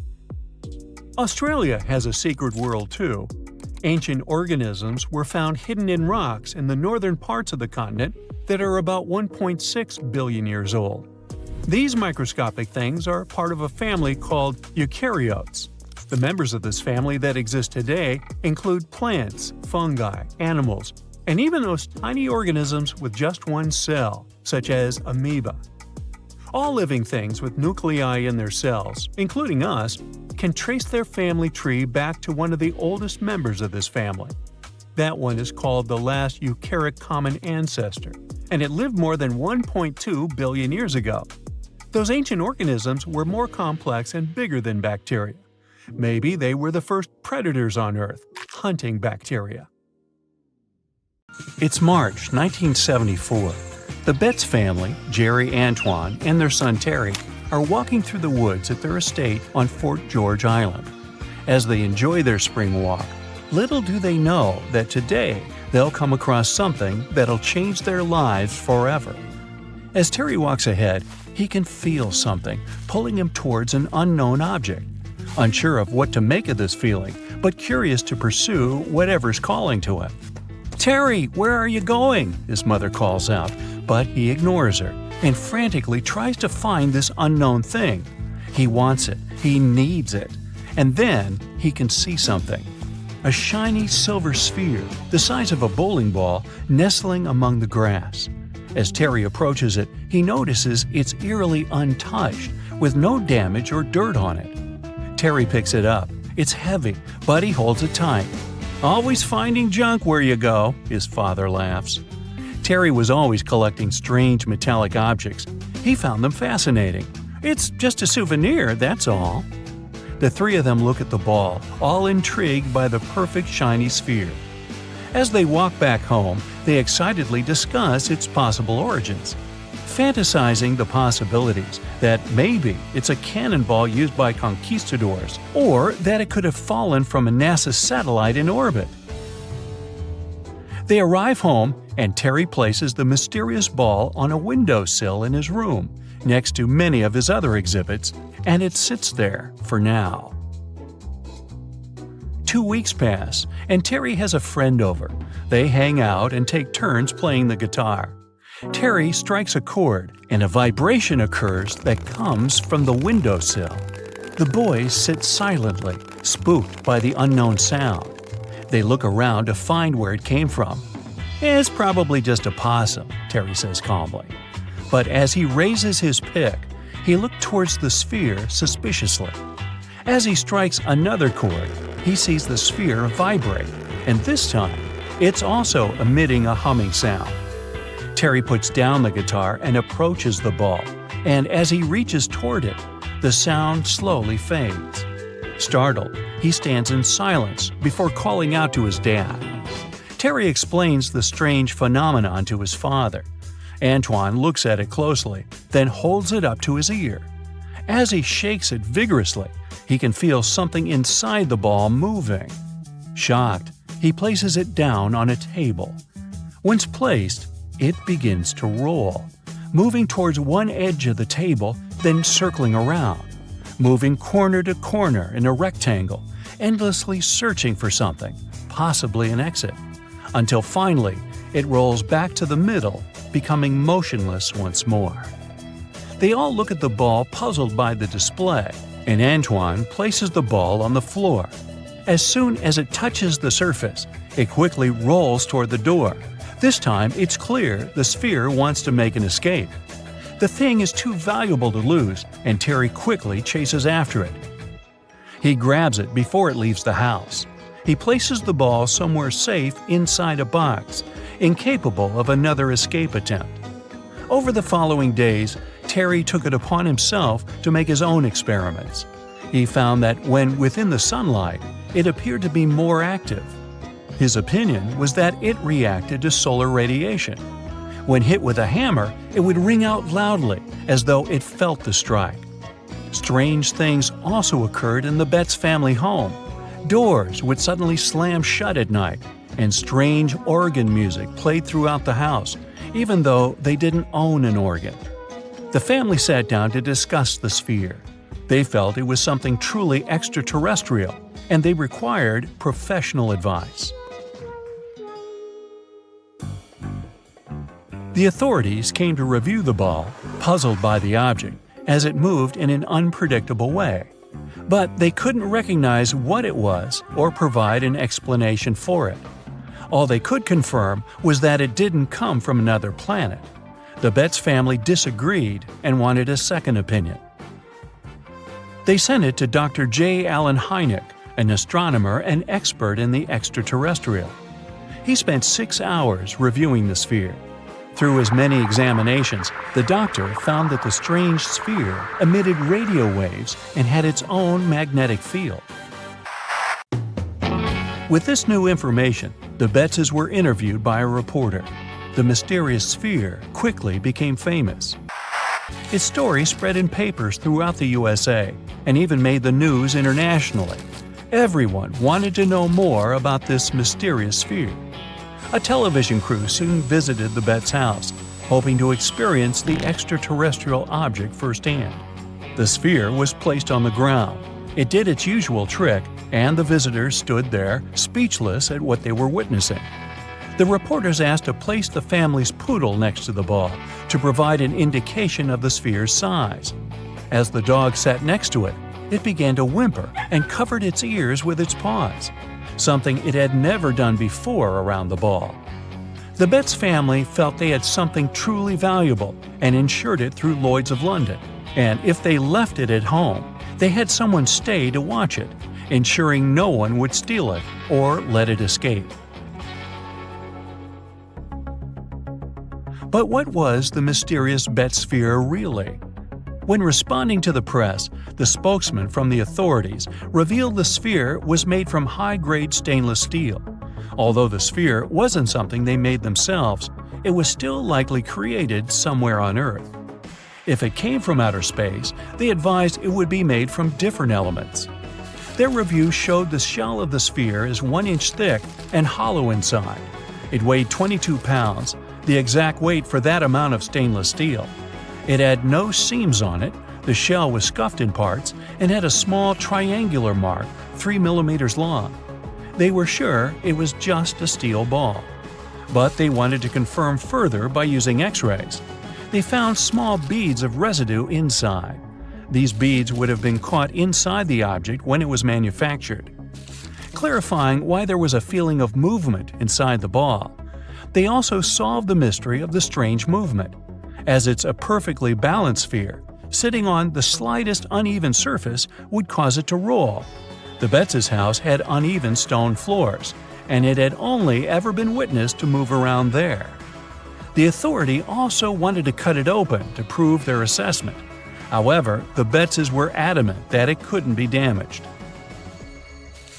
It was identified further that the sphere was just a ball check valve produced by the Bell & Gossett Company. The ball's size, weight, and metallurgic composition matched perfectly to what they made. Confirming how it managed to make the journey to the Betts' estate 3 years before the discovery of the sphere, an artist, James Durling Jones, had collected a few of these ball check valves. He liked to use them in his sculptures. With no room inside of his bust, he put them on the top of the roof rack. His journey took him past the Betts' estate, and along the way, a few of these balls happened to roll off and were lost, at least until Terry came along one fine spring day. But what about the radio waves and odd magnetic properties confirmed by Dr. Hynek? Well, although Antoine claimed that's what was found, it was never confirmed to be true with the doctor. The 1970s were a heyday for all things out of our planet, and anything related would gain popularity immediately. The authorities only enhanced this by providing monetary rewards for supporting evidence. Finding something extraterrestrial could have been just a ploy by the Betzes for a cash reward.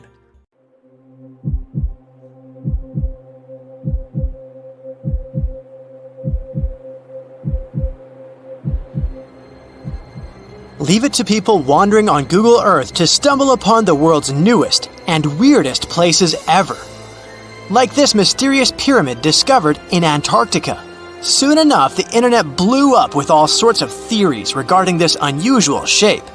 Could it be a sign from a different life form? Is this pyramid indeed natural, or is it man-made? For starters, it's not the first time we've discovered a pyramid in the Antarctic. The first one was observed by the British Antarctic expedition in the 1910s and kept secret for a long time. Its discovery being kept hidden only added to the mystery. A second such structure was discovered in 2016, which further increased the interest in the matter. The mystery was soon enough deciphered by scientists. These formations are just mountains.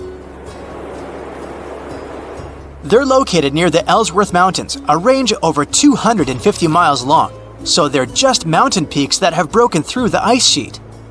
As for their particular shape, it's just a coincidence. Pyramids are found throughout nature. The Matterhorn in the Alps and Mount Ballenstinder in Iceland, for example, are quite similar in terms of shape. As for the official name of these peaks, they're called nunataks, or peaks of rock peeking through a glacier or an ice sheet. Antarctica has way more incredible features, like the fact that it's home of 60 to 90% of the world's fresh water. That's because its ice sheet is the biggest on our planet, stretching across 5.4 million square miles. I'll spare you the calculations, but that leaves only 1% of the continent ice-free. Antarctica's ice reaches 2.7 miles thick at its deepest point, meaning half the height of Mount Everest. Should it ever melt completely, our sea levels would rise to roughly 200 feet. It wasn't always this cold, though. At some point in our planet's history, Antarctica had some average temperatures as the city of Melbourne has today. It took a lot of research, but scientists figured out that Antarctica's temperatures could have reached up to 62.6 degrees Fahrenheit. Sure, that was 40 to 50 million years ago, but if you think about it, it was at the same time when dinosaurs roamed our Earth. Time is also different on this icy continent. All the lines of longitude that help us calculate different time zones merge into a single point at the South Pole. Here, there are 6 months of daylight in the summer, followed by 6 months of complete darkness during the colder season. So, scientists working here stay, on average, in the same time zone they've come from.